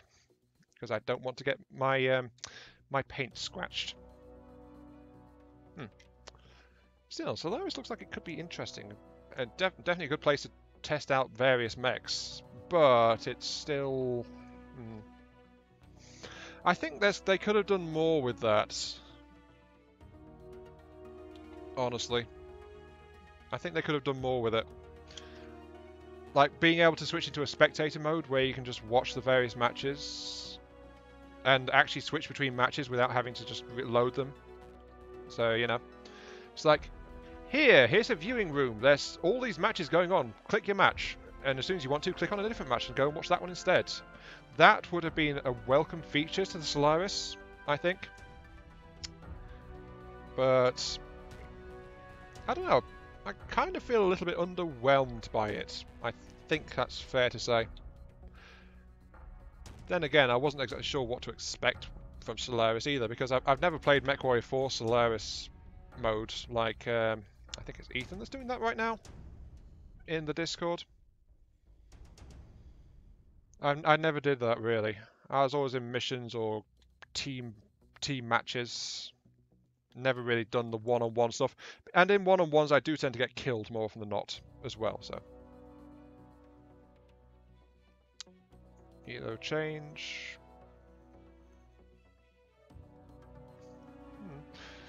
I mean, it does give you the extra stuff as well, based on how well you do. So I'm guessing that the rewards just ramp up the higher the rank you get. So it's something that gets much better as you play at it more. But it's something that would take time to get into to get the proper rewards, I think, as well. But anyway, yeah, that's about it for me.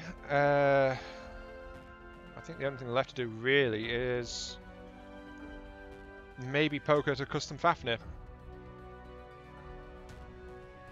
Problem is I don't really have any ideas what I want to do with a Fafnir right now. So, yeah, I'm going to call it there. And there might be a Fafnir at the weekend, but then again I've got all those other Solaris class mechs to do as well, so I don't know what mechs are going to be in this weekend's videos. That's going to be a surprise. For me as well as you guys. Still, yeah. This has been I Am Mark III. Thank you all very much for watching. I hope you guys have enjoyed the show and generally looking at the Fafnir as a mech, and overall I'm actually pretty happy with the Fafnir. I like how it's turned out. It's just the configuration that needs work. The mech itself, yep, I think it's in a good state, actually. That's why my MOM Annihilator is really... I don't think the Annihilator is really a brawler. I said it's more like a support/brawler hybrid. When it comes to brawling, it lacks pinpoint damage as well as overheat, because it really can't pinpoint enemy sectors and blow them out. So it's much more of a support. Its brawling aspect is more the fact it gets better as it gets closer, and because it's a walking pile of armor. So it's not. A dedicated brawler is going to kill it, no question.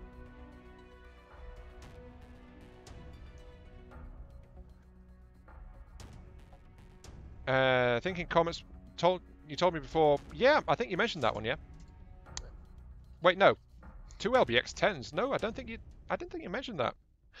Maybe just a rocket platform for Solaris. Maybe Delta, but then you run into the division system, so that would only get you into some divisions because it would depend which mechs you've got and all that jazz. So I don't know. But yeah, a double LBX-10 on the Mauler. Let's grab the Mauler. It doesn't have its power plant right now because it's one of the rarer engines. I think it's yeah, I think it's the Light 300 this one's meant to have. Yeah, this one's meant to be running on my Light 300. This one. But you said double LBX-10. Instead of the UAC-20. The UAC-20 is a 15-ton double LBX-10. Ah, I think I see there's something else in the change there as well. Because if I recall, the double LBX 10, 11 to 22. Okay, this will slow the thing down, I think. Because flat out double LBX 10 is heavier. It's also bigger, so I think it... Yeah, I think it reduces this into a standard engine. Well, it does if I do it that way.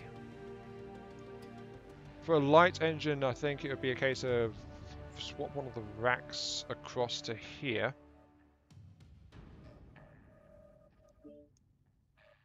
Still too much. So yeah, either it's a standard engine or you've dropped a rack 2 to allow for lighter engine types. Interesting. But yeah, I'm not sure what that build is right now. Because if I do it like that, we've lost a rack 2, which is part of the DACA, but we can once again mount a light engine. We've actually got a bit more space, so we can mount a heavier engine in that. Oh, keep the racks, add the LBX, but you have to go to a standard engine. Oh, I see. So reset the changes, yes. So UAC to out, LBX is in, and then downgrade the engine. Honestly, this is something that I would tend to do, Epic, not you. Make the mechs slower. Right, okay. At best, I can get a 230 into this.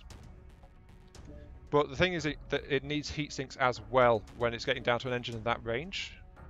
Also, the speed is... I am shocked, Epic.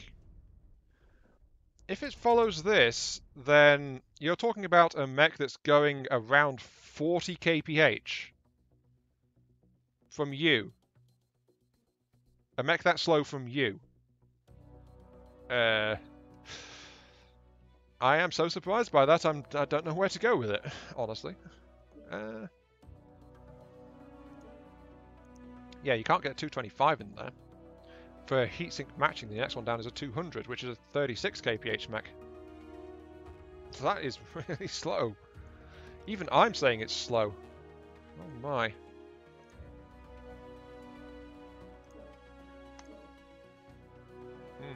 I don't know. I'm a bad influence. Oh, thank you. Warms my heart there. Thank you. A 270 rated. Yeah, the problem though there, Epic, though, is that it needs extra heat sinks. So that means you've probably got less ammo as well. I don't know. But yeah, as I said, I'm going to call it there because my voice is hurting, and once again, I've got work tomorrow, and I had work today as well before I started streaming all evening, so doesn't need heat sinks. Oh, because the LBXs will run a bit cooler than the UAC. Actually, no, the racks generate a fair bit of heat. I don't know. I need to stop talking now, I think. Yeah, I need to stop talking. Oh, yeah. This has been iMark3. Thank you all very much for watching. Hope you guys have enjoyed the show. And I'll catch you all some other time. Got to do the thing I'm trying to do, which is...